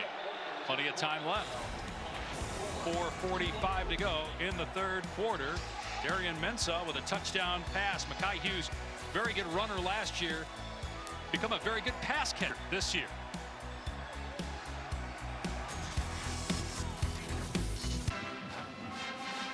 Welcome back to Norman, Oklahoma. ESPN supports the College Football Playoff Foundation's Extra Yard for Teachers Week each year to celebrate great teachers across the country who've inspired so many of us. Nominate a great teacher in your community by visiting cfpfoundation.org. That's Gentry Williams, who's out due to injury, but big impact in his life has been fundamentals of technology teacher Lisa Stovall at Booker T. Washington High School in Tulsa. Gentry said recently that Mrs. Stovall has always been supportive of him, even when it was outside of class and he underwent ACL surgery. Also said that he didn't know much about computers before he attended her class, but she was incredibly effective as a teacher, helping him get prepared for the coding classes he took at OU. Be a touchback, and Oklahoma will start on the 25-yard line. Here are the featured college football games on ESPN Plus tonight at 6 p.m. Eastern time, so right literally this second. Virginia Tech, no DU. NC Central taking on North Carolina. Vanderbilt. Could the Commodores stay unbeaten? Georgia State. Diego Pavio did a great job leading the Commodores. A big thank you to all of our teachers out there after spot for Gentry Williams. So thankful and appreciative of all of them everywhere.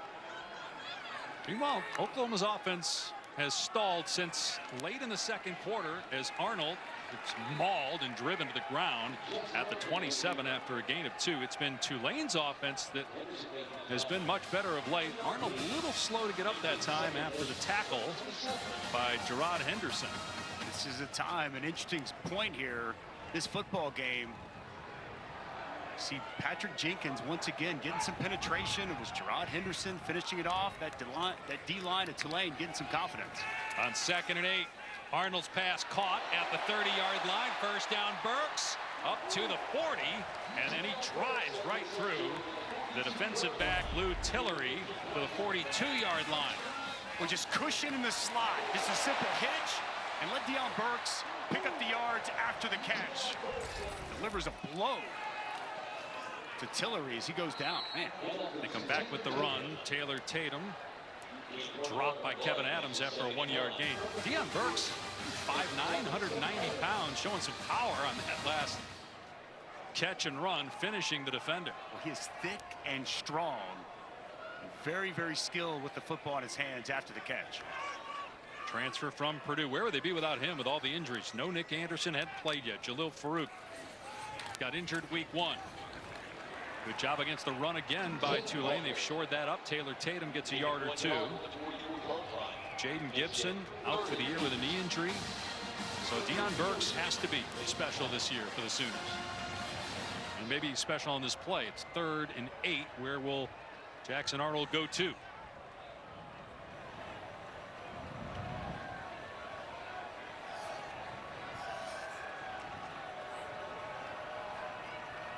That's him in motion. Arnold to throw. Pressure on him, and he's sacked. It's Grubbs coming late. Takes down Arnold at the 37, a loss of 7. Oklahoma will have to punt it back to a hot offense. Well, they are dialing it up. First it's Sam Howard who comes, and you'll see Grubbs comes second, and he gets home, gets a big 3rd down stop with the sack. Times that blitz up perfectly. Unaccounted for. Boy, momentum really starting to swing in the way of the Green Wave. Does this look like what we saw in the Oklahoma-Houston game so far? The offense is, you know, we obviously saw him go down, kick a field goal on the opening drive, but boy, just seen that Tulane defensive line close out that first drive of the second half, and here in the second drive, find a lot of success. Fleming with the fair catch at the 23. Folks getting a little nervous in Norman. Tulane still down 11. Welcome back to Norman, Oklahoma, where the Sooners lead by 11. Tulane's offense, though, looks a lot different of late.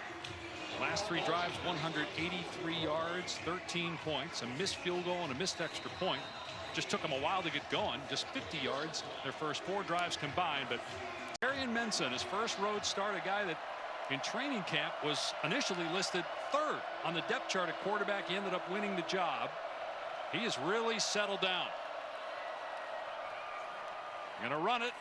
Hughes putting his head down and getting about 6 to the 29. They're starting to get him going too. Good movement off the left side.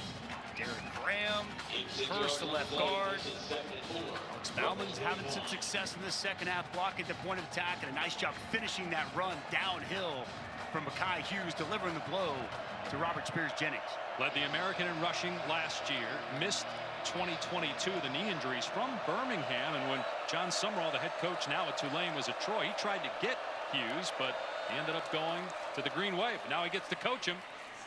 Straight ahead here, Hughes got a yard, but he's short of the line to gain by a couple. Terry on the tackle. 3rd down coming up.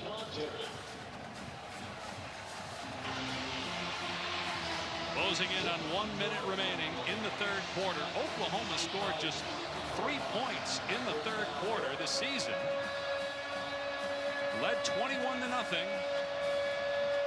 Tulane's made a run. Can they keep this drive going? It's 3rd and 2. Oklahoma stacking the box with 9. And they run a jet sweep, and it's going to be a first down for Brown past the 35 to the 37. Nice call. 8 yards. Keith Brown showing that speed on the perimeter. Job by Bauman once again, working on Kip Lewis. Big 3rd down conversion as Tulane continues to execute at a high level offensively.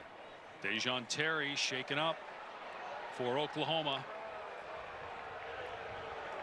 with 27 seconds remaining in the 3rd quarter. He's gotten really quiet here at Memorial Stadium.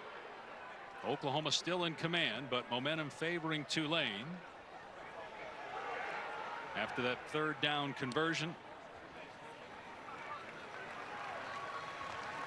All right, coming up tonight on SEC Network at 7:45 Eastern Time. Tennessee, which will be here a week from tonight against Oklahoma on ABC, takes on Kent State. Find live sports with where to watch only on the ESPN app and ESPN.com, the ultimate viewing guide to live sports. Well, Tennessee has been impressive. You knew about the offense, but the defense really has stole the show these first couple of weeks as Dejon Terry able to work his way to the sidelines. And a force in the middle at times to this front here today. New set of downs for Tulane from its 38-yard line. They're going to snap it one time before the end of the quarter. Mensah going downtown and incomplete. Mario Williams could not catch up to it. Just a touch too far that time for Williams. Seen a couple of these today from Mensah, as he's got his favorite target, Mario Williams, with a step. Robert Spears-Jennings, the safety, coming over the top, tries to undercut that, but the pass just too far out in front of Mario Williams. Just one catch for the former Sooner on the day. That was in the first quarter. 2nd and 10.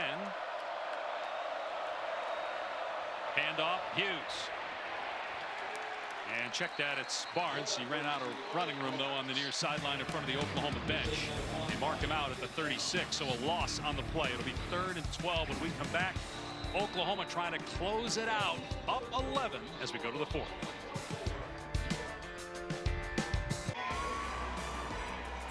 Welcome back to Norman, Oklahoma. You're watching the SEC on ESPN. ESPN's afternoon college football delivered by Papa John's. Oklahoma trying to get to 3-0 before Tennessee comes to town. And a gauntlet of an SEC schedule starts for the Sooners next week in primetime on ABC. Tulane, meanwhile, trying to improve its resume.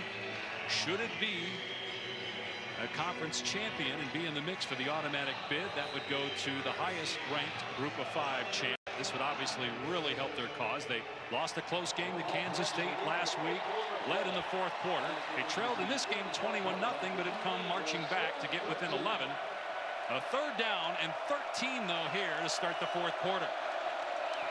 Pressure coming. It's picked up. Mensah throws deep. Single coverage. Hand fighting. Incomplete. Williams able to disengage from Des Malone, but could not make the catch. It's 4th down. Well, they dialed it up, brought the pressure, and you called it out. They pick it up. They give Mensah the time they need, and it's one-on-one out on the perimeter. Des Malone and Mario Williams. Good coverage down the field by Des Malone. Big stop for the Oklahoma defense to start this 4th quarter. Can the offense find its groove again and close out this game? First things first, Will Carroll punting it deep to Bowen. That's got some serious hang time on it. Fair catch made around the 27-yard line. Just a 38-yard punt. Coming up tonight on ABC. Kentucky takes on the #1 team in the country, Georgia. Find live sports with Where to Watch only on the ESPN app and ESPN.com, the ultimate viewing guide to live sports. Texas jumped Ohio State to #2, but it still looks like Georgia is clearly the #1 team in the country. They've won 41 consecutive. Their longest regular season win streak, 41. Oklahoma's got the record since the AP poll started in 1936 at 45 in a row. And they've got 47 game winning streak of all games. They went back prior to that. But boy, the level of consistency we've seen from Georgia under Kirby Smart, nothing short of spectacular. So a 2 tight end formation here in 1st down to the Oklahoma 27-yard line. Arnold to throw. And on a crossing route, hits Burks, but a short gain. Flag down. Burks tackled at the 30. Flag is on the far side in front of the Tulane bench. A receiver may have started early. Illegal formation. Number 70 was lined up in the backfield. 5-yard penalty. 1st down. So that's Michael Tarquin is playing right tackle. Because of the injuries today, listed as the starting left tackle. Michael Tarquin on your far right, saying they want him up closer to the line of scrimmage, saying that he's so far back in the backfield. So an unforced error. 1st down and 15. Pressure up the middle. Arnold throws a pick. It's intercepted at the 10 by Grubbs, and it's a touchdown. Tulane right back in the game. Arnold got hit, forced that throw.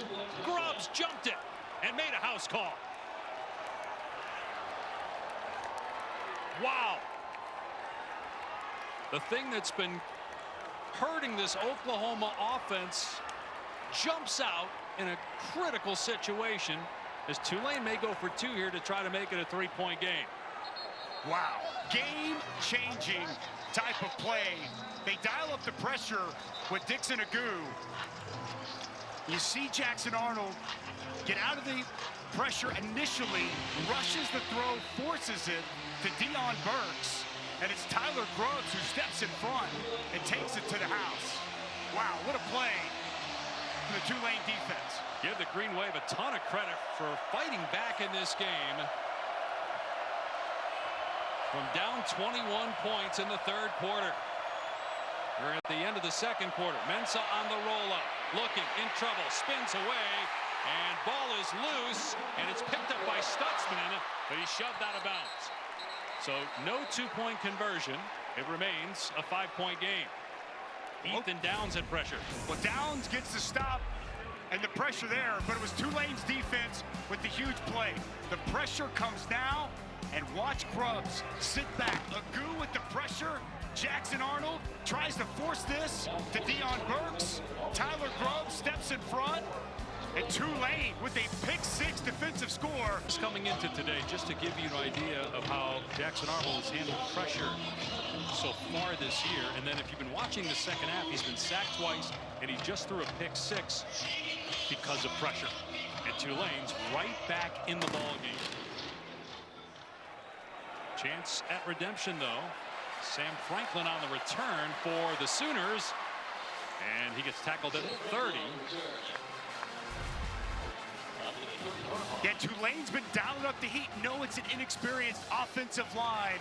The blitz comes free. The panic from Jackson Arnold tries to force a ball where it doesn't go. The veteran Tyler Grubbs reading the quarterback's eyes, steps in front. And the defensive touchdown has Tulane right back in this ball game as we just start this fourth quarter. How will Jackson Arnold handle the pressure that he's under right now? Faced a lot of pressure coming in to the game. They're going to keep it on the ground on first down. Sawchuk picked up by Ransaw and tackled at the 34. Gain of 4. We have not seen a ton of Sawchuk here in the second half running the ball, but a lot of Javonte Barnes and Taylor Tatum. They've got both Sawchuk and Barnes in the game. One way to take some pressure off your quarterback, run the football, although he'll throw it here on second down. Instead, he's sacked for the 3rd time this half. Angelo Anderson gets to him for a loss of about 8. Penalty marker down, though. Inside move from Anderson. We'll see what the penalty is. Illegal formation. Number 70 lined up in the backfield. That penalty is refused. 3rd down. Tarquin again did that earlier. You just saw the sack there. So now it's 3rd down and about 14. Where they continue to attack the left side of this offensive line for Oklahoma. Etho Zaida, redshirt freshman, in there at guard. A lot of success for this Tulane defense working on that left side. Free play coming. Flag down. Arnold steps up and throws. Almost intercepted. As you said, like offside. Jonathan Edwards had a chance to pick it off. They had dropped everybody except 3 guys deep back towards the 40 at the line to gain. Offside. Defense number 3. 5-yard penalty.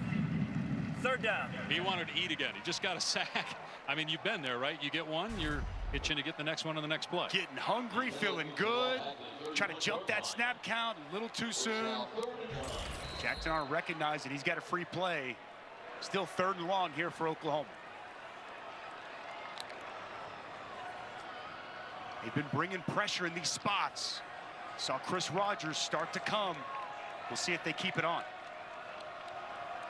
Couple of linebackers creeping down. Now they back away. Arnold, though, in trouble. Flushed out of the pocket. Being chased and throws it away. It's 4th down. Tulane's going to get the ball back. But a pressure that has been applied to Jackson Arnold night and day, first half to second half. Well, they bring the pressure. Rogers comes on the blitz. They pick it up initially. And Jackson Arnold can't find anybody available. Nobody open. Shaquem Laster able to add his rush late. And with this Oklahoma offense continues to sputter here in this second half. Tulane now getting the ball back with a chance to take the lead. And a confident young quarterback and Darian Mensah playing much better in the second half at his first career road start. He'll have the ball in his hands momentarily. Fleming signaling, and the fair catch made around the 25. Well, the Tulane offense for a quarter and a half did nothing, but then the Green Wave started to get it going with Mensah. We saw it from the opening drive this second half. He got into a rhythm, some confident throws. He was able to make down the field. His defense has been really good. That's a huge 4th down conversion. That touchdown drive. All of a sudden now, the redshirt freshman, his first ever road start after being down 21-0. Get the ball in his hands with a chance to take the lead on the road. Just outside 13 minutes remaining in the 4th quarter. Play action. Mensah setting up. Lobs it downfield. Incomplete at the 35. Dante Fleming, the intended target.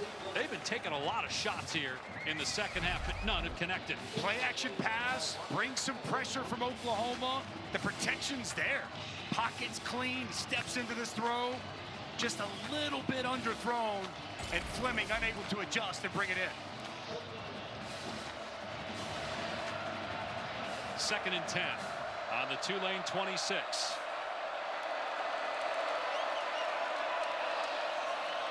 Hughes gets a carry.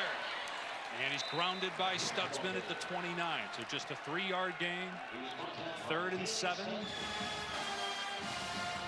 Darian Mensah, even though he has misfired on some of those deep balls, you can see why the coaches, when they met with us yesterday, talked about his poise and his moxie and how the team has rallied around him after he was not even a thought to be a starter in training camp early on.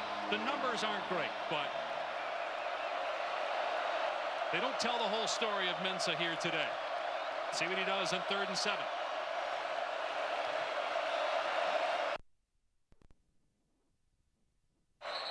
No play. Got a timeout called by Tulane. Prior to the snap, timeout. Oklahoma. First charge, timeout of the half. Called the timeout on defense before the snap. ESPN College Football is delivered by Papa John's. Better ingredients, better pizza, better get you some. Welcome back here to Norman, where things are getting tight, and you're going to look live at Bill Biedenbaugh, who's the offensive line coach for Oklahoma, not happy with the left side of his line, specifically Jacob Sexton and Heath Ozida. He said, know what the call is and let's block. And then you can see Jackson Arnold came over to get in on the conversation. They're trying to figure some things out. A lot of pressure on Arnold here in the 4th, guys. And they're hoping to get the ball back, Taylor, but the defensive line has to get a stop here. 3rd down and 7. Tulane down 5. Ball on its 29-yard line, coming back from trailing 21-0 in the latter stages of the first half. Redshirt freshman quarterback Darian Mensah facing pressure from Oklahoma, in trouble, throws it off his back foot, and it's incomplete. Brown was trying to come back to the ball as Omosigo was in the face of Mensah, who's just trying to get rid of it. It's 4th down, and Tulane will punt it. Well, Zach Alley dials it up, and Omosigo's going to come clean, unaccosted, untouched, and Mensah's just got to retreat and get rid of the football. You saw before the timeout, Oklahoma showing pressure. They go in, they talk about it, they come out, and they dial that pressure back up, and they get home. Will Carroll on to punt. Oklahoma gets a stop on defense. 12:09 to go in the game. Kick angled toward the Tulane sideline. It landed in bounds, but then immediately kicks out at about the 27-yard line. 44-yard punt. No return. Jackson Arnold threw a pick while facing pressure earlier. They've been able to get to him here lately. What's been the difference, Dusty?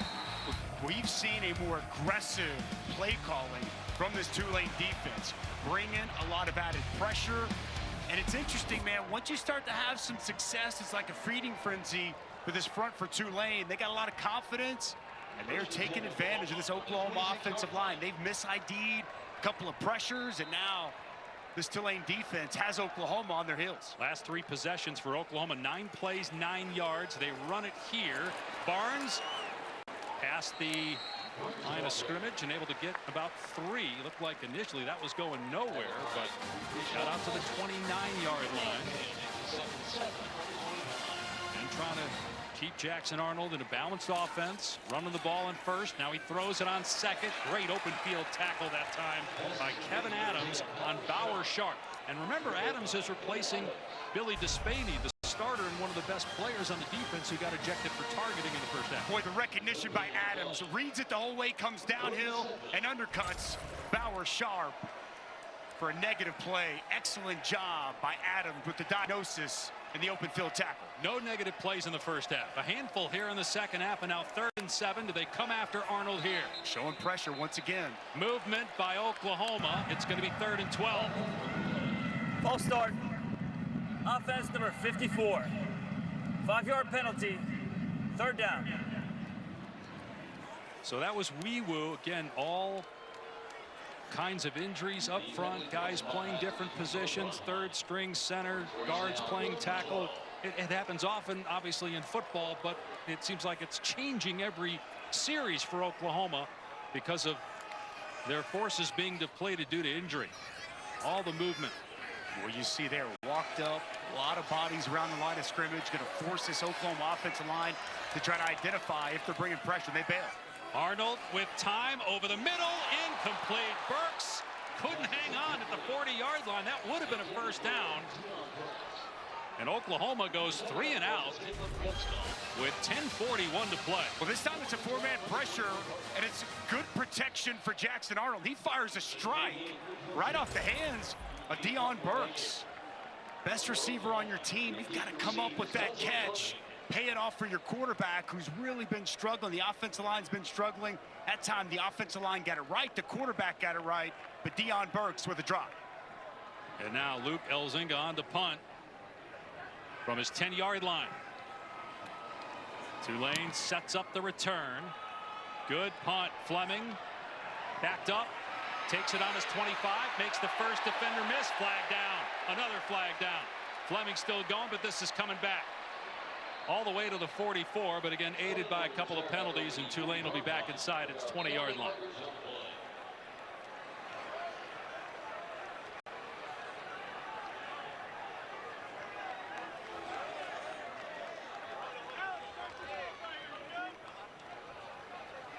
We'll get the call here from Charles Lamartina, American Crew.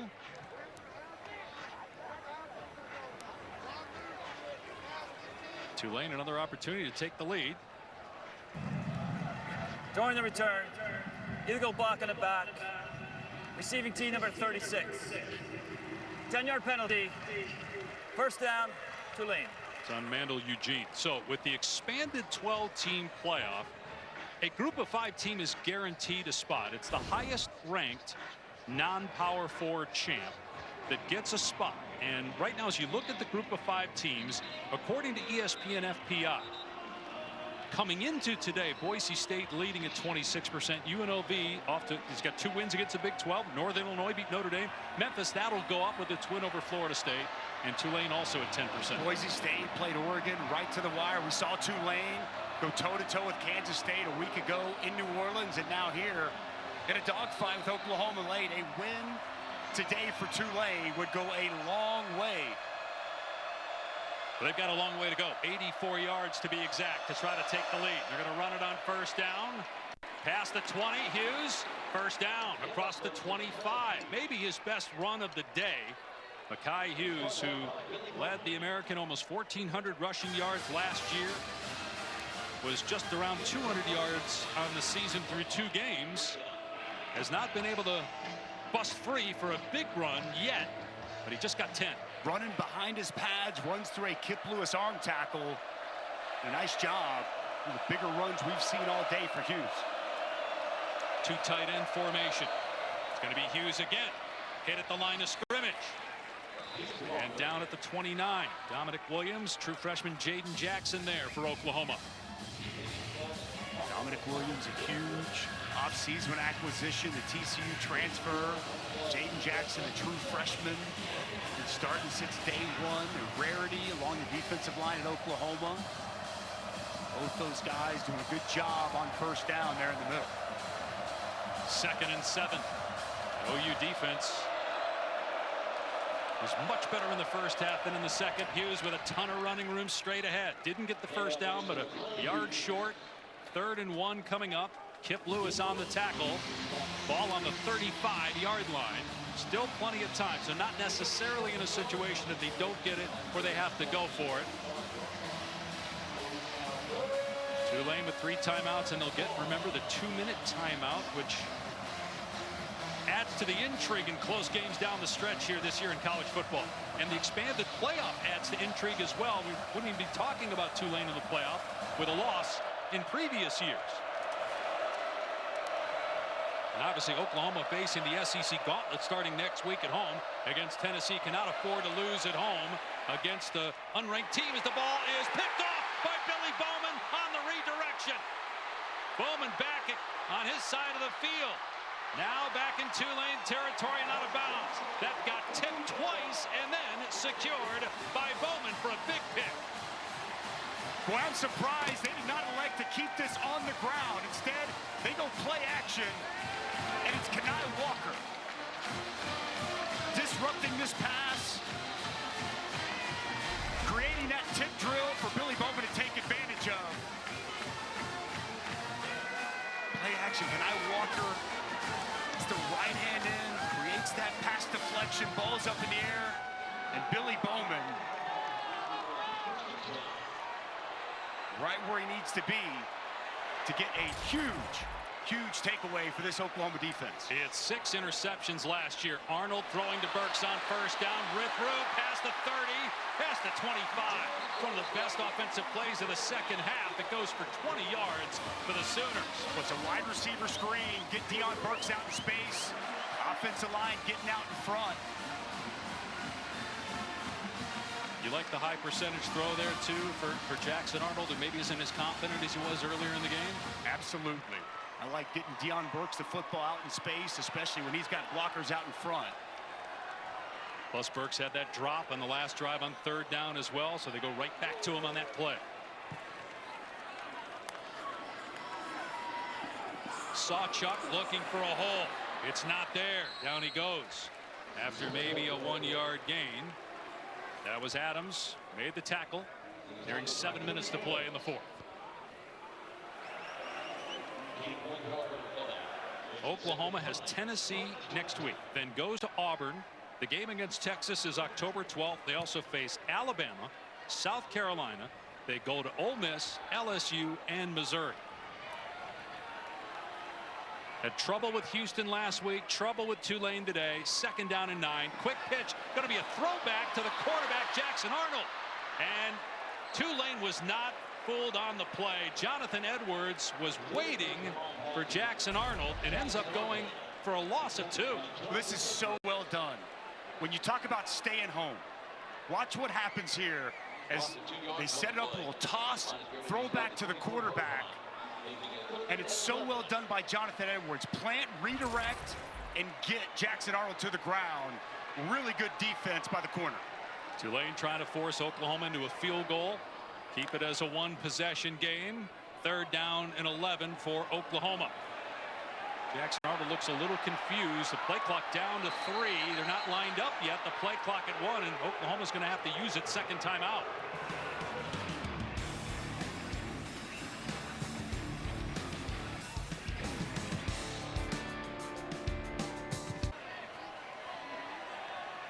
Oklahoma faced with a 3rd and 11 on the Tulane 24, leading by 5. Dave Pasch, Dusty Dvorak, and Taylor McGregor. Just having Jackson Arnold drop back to throw really has not worked this half, but you're kind of in the situation where you have to. Been a struggle when Tulane has brought pressure. Now the last 3rd down we saw, he had time, and Deion Burks dropped it. I would imagine Deion Burks going to be highlighted here in this crucial 3rd down. Saw a trick play on 2nd down, a throwback to Arnold, again facing pressure, but he breaks the tackle here. He's inside the 10. Arnold into the end zone. Touchdown, Oklahoma. That's the Jackson Arnold we saw in the first half.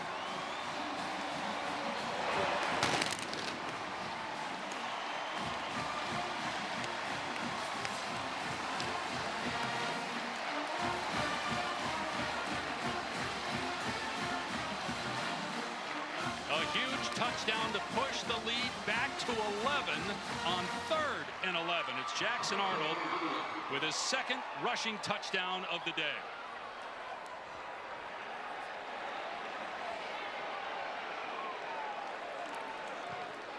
And Keltner puts it through.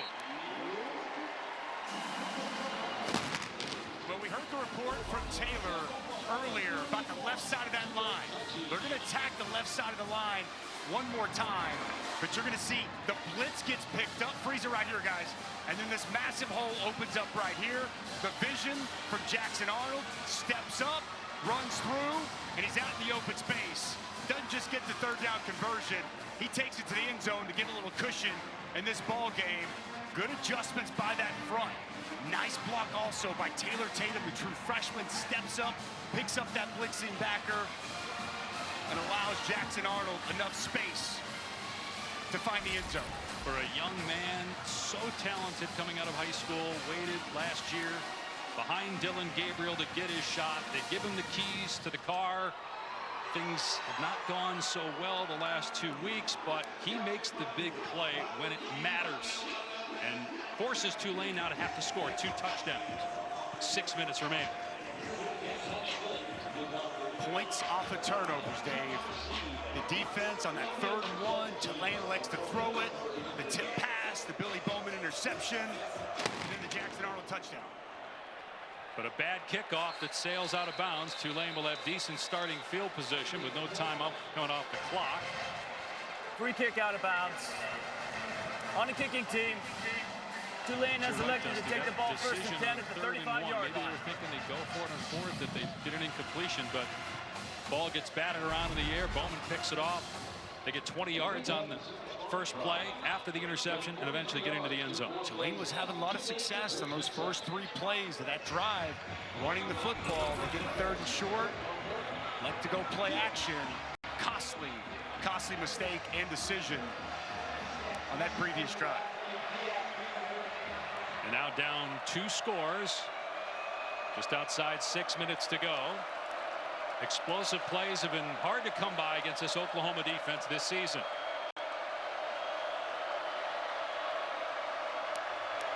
Mensa to the air on first down, in trouble and sacked. Mason Thomas takes him down for a loss of 5 on the play. We talked early in this ball game. The best pass rusher on this defense is Mason Thomas. He's going to win with his hands. Nice job getting the hands of the right tackle, Rashad Green, the dip around the corner, and a big sack on first down.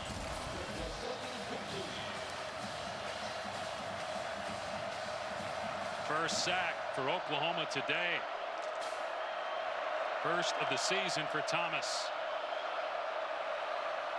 2nd and 15.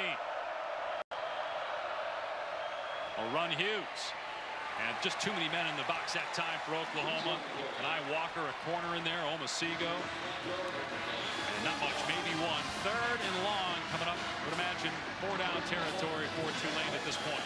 We've seen Oklahoma in these spots dial it up and bring pressure.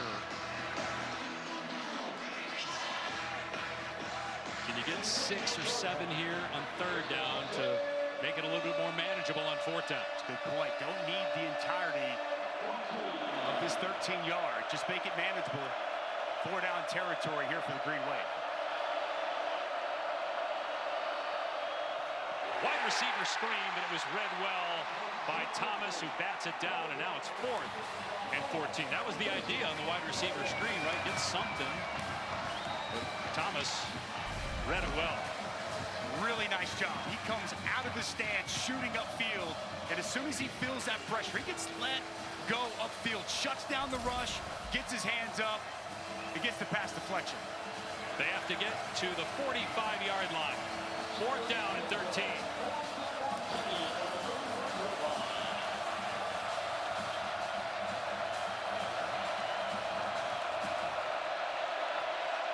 And the young quarterback, Darian Mensah, back to throw. Pressure off the edge. Mensah gonna get hit from behind and sacked. It's Thomas again. He owned that series for OU.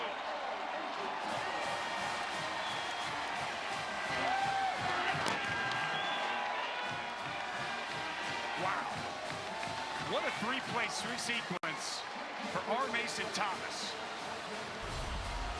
Been waiting on him to come to life last year. We're going to see him work up, and he's going to work back inside with a good inside move. This is helped and set up by good coverage down the field. Even trying to get a chipper on him, but relentless pursuit to the quarterback. And Mason Thomas with a pair of sacks, a pass deflection, and they're celebrating on the Sooner sideline. Oklahoma takes over on downs with 4:34 to go, leading by 12, 31-19. Try to run some clock here with the true freshman Tatum down to the 23. And we do get an additional timeout this year, so 4 opportunities for Tulane to stop the clock. A 2-minute timeout instituted here in 2024. Oklahoma in no rush to snap it, with Tulane electing not to call the timeout there. Imagine they'll take the play clock down inside 5 before they snap it.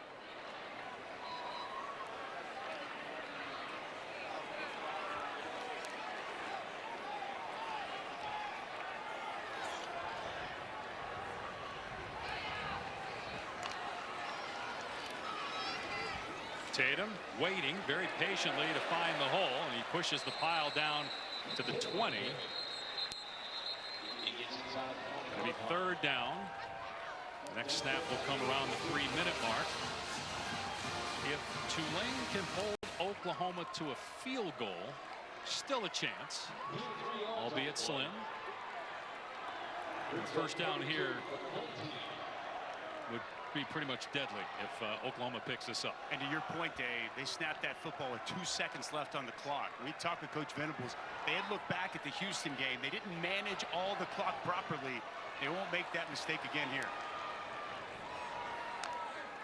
They snap it with 3 this time, and it's Arnold keeping it, and he's tackled for a loss back at the 22 by Kevin Adams, and now John Sumrall wisely takes his first time out, and because of the negative play there, would imagine Oklahoma tries the field goal, and so Tulane still needs 2 touchdowns. Kevin Adams, once again, open field tackle. As we said earlier in the first half, Bailey Despainey gets removed for targeting. Blow to Jackson Arnold as he hit the ground, and boy, Kevin Adams has stepped in, made some timely plays for this Tulane defense. Yeah, 8 tackles for Kevin Adams in this game, and a tackle for a loss right there. Despainey had 9 before he got ejected.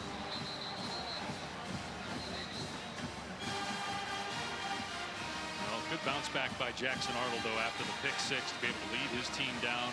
Had a shaky series or 2 after that, but got his team in the end zone. No question. Big key clutch 3rd down. He was able to escape the blitz that was brought. Get a key touchdown. See if Oklahoma can make this a 2-touchdown game. Keltner on for a 39-yard try. Try to extend the lead to 15.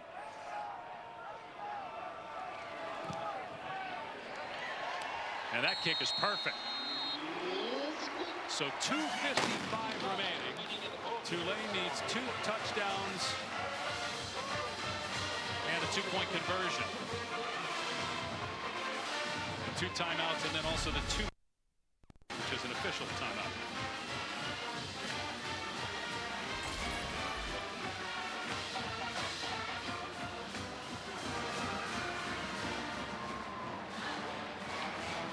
Brent Venables, how confident are you right now in your offense going into the SEC? You scored 34 points in this game, but it doesn't feel like they scored 34 points in this game. Look, I think with as much youth and experience they have, we're seeing Heath Ozida for the first time in extended minutes. I mean, I think that they just want to continue to see this offense gel, get some cohesion, come together. The task is going to be tall. This is a really good Tennessee front and defense coming to town next week.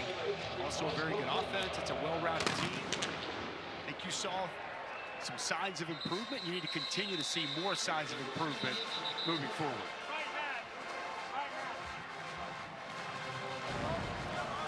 We've seen some defense here throughout the course of the day. Take a look at some of the guys that really stepped up, showed out. Some Dusty's defensive dudes. Mason Thomas on that previous possession. A couple of sacks, big pass deflection, and Danny Stutzman always seemingly in the right spot. A tackling machine, back-to-back 100 tackle seasons. And how does he follow up a 15 tackle performance a week ago with 12 here today? Both these guys, integral pieces of this Oklahoma defense throughout the course of this ballgame. I love how they added the eye black to the caricature. I think the long hair, though, would be better from your playing days. A little off balance was Mario Williams, and so he ends up losing a couple yards after the catch, and the clock's running. I don't think you saw the cartoon down line. If you look closely, Dave, he's got the flowing locks coming out of the helmet.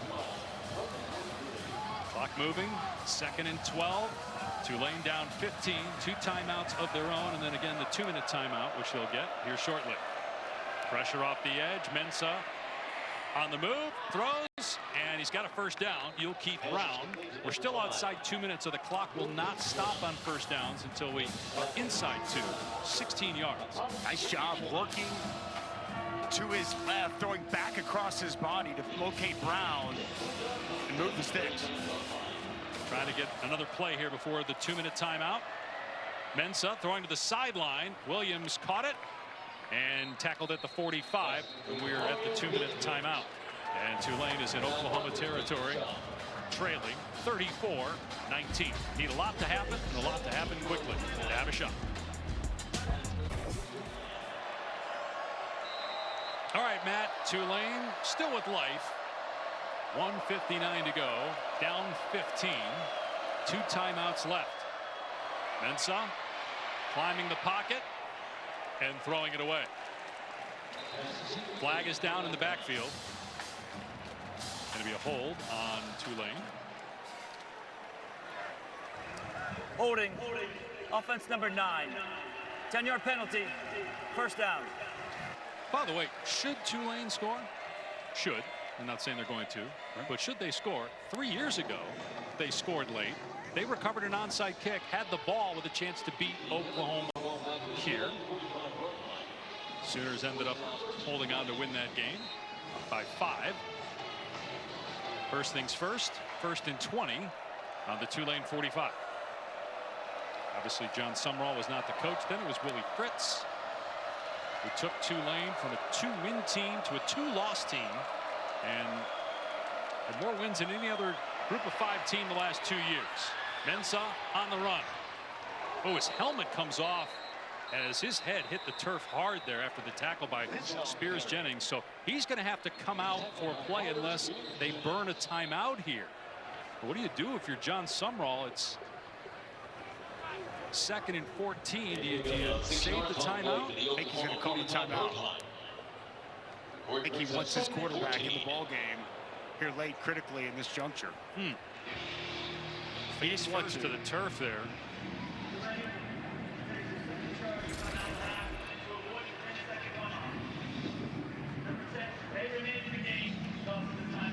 When he came hard down to the ground as Robert Spears Jennings grabbed him when he fell, obviously.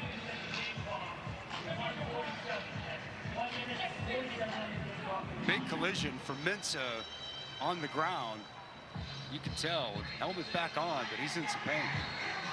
Now just 1 timeout left for Tulane.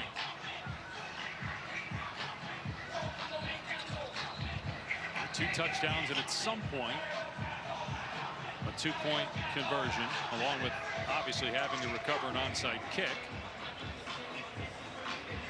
But Mensah able to stay in the game. 2nd and 14 at the Oklahoma 49.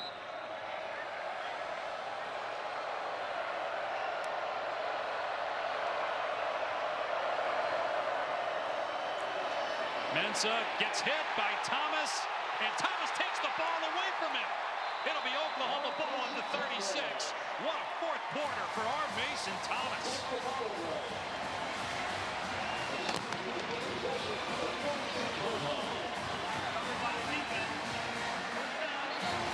When R. Mason Thomas putting on a pass rush clinic here in the 4th quarter. Hands, dip, get to the quarterback, get it out. And how about him? Just cool, calm, collected, going to scoop it, pick it up as well. And that's a trifecta. You beat the offensive tackle clean, you get to the quarterback, get it out, and you get the recovery. What a 4th quarter and a way to close out this game for R. Mason Thomas. And now with just 1 timeout left, Tulane cannot stop the clock more than that. And Oklahoma's going to survive. Tatum stacked up at the 32. And so here's the last timeout. But as the Sooners enter SEC play for the first time, welcoming Tennessee to town next Saturday, it is the beginning of one of the most difficult stretches in college football. Just look at the top 10 teams that Oklahoma has to play this year. And they also have to go to Auburn, no easy place to play. And South Carolina comes here, which maybe before the year you thought would be an easier game than right now. And you don't have the final game at LSU, which we all know going to play in Baton Rouge is no easy task. 5 remaining opponents in the current top 7 of the AP. It is a daunting task here with his SEC slate, but get things started next week against Tennessee. It'll be a big challenge and a big test. Arnold just handing it off again here to Tatum. And Tulane cannot stop the clock. Will be interesting to see how Jackson Arnold handles the bright lights next week. It'll be his biggest stage as a college football player. And he had a nice bounce back game today. Made obviously the big mistake with the pick six that got Tulane back in the game. But all in all, pretty good day for Jackson Arnold. Faced a lot of pressure in this game. Especially on the ground. I mean, he really stepped up, made a couple of key runs when he needed to. And one thing I'll be curious, who do they get back? Do they get Nick Anderson back at wide receiver? Is Branson Hickman, who came from SMU to be your starting center, does he come back? A Troy Everett, who was hurt in the spring, hoping he can get back. Like, what does this roster look like when Tennessee comes to town? Can they get some help, some support, some guys that they felt like were going to be key members of the starting offense back before Tennessee comes to town and this SEC gauntlet begins? So Jackson Arnold just dropped below 100 rushing yards. You saw from that last spot. Jalen Hurts was the last to have 102 rushing touchdowns in a game. He did it twice in 2019. But Trevor Knight, I know Sooner fans would have gotten that, but how many non-Sooner fans? You said, who are the two guys? I think many would have said Jalen Hurts. I don't know. Kyler Murray. Most would have said Kyler Murray, right? But yeah. not Trevor Knight. No, I don't think that would have been on many people's bingo card. I think now, too, with 42 seconds left, snap it, take a step back, take the knee. Should be enough to end this ball game for Oklahoma.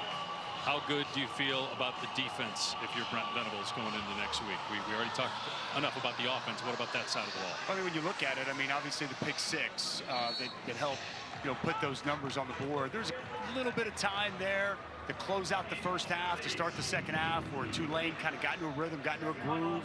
He'll want to look back and address that, but I thought the defense really stepped up, answered the bell when this team's back was against the wall. It was them coming up with a timely takeaway, and here late in this ball game, icing away with really good pass rushing. Arnold just somersaulting to the ground if we're running backwards to make sure it goes under 40 seconds. They don't have to snap it again. Yeah, the defense has given up only 28 points through 3 games. You touched on the pick six, inflating a little bit the number there for Tulane. The Green Wave had the ball twice in the fourth quarter with a chance to go down and take the lead. Oklahoma's defense comes up big. Jackson Arnold finishes a drive running for a touchdown on 3rd and 11. And the Sooners extend their streak against unranked non-conference opponents to 48 in a row. The last loss coming in 2005. They've also won 16 consecutive non-conference home games. But next week, the SEC begins for Oklahoma football. Tennessee comes to town.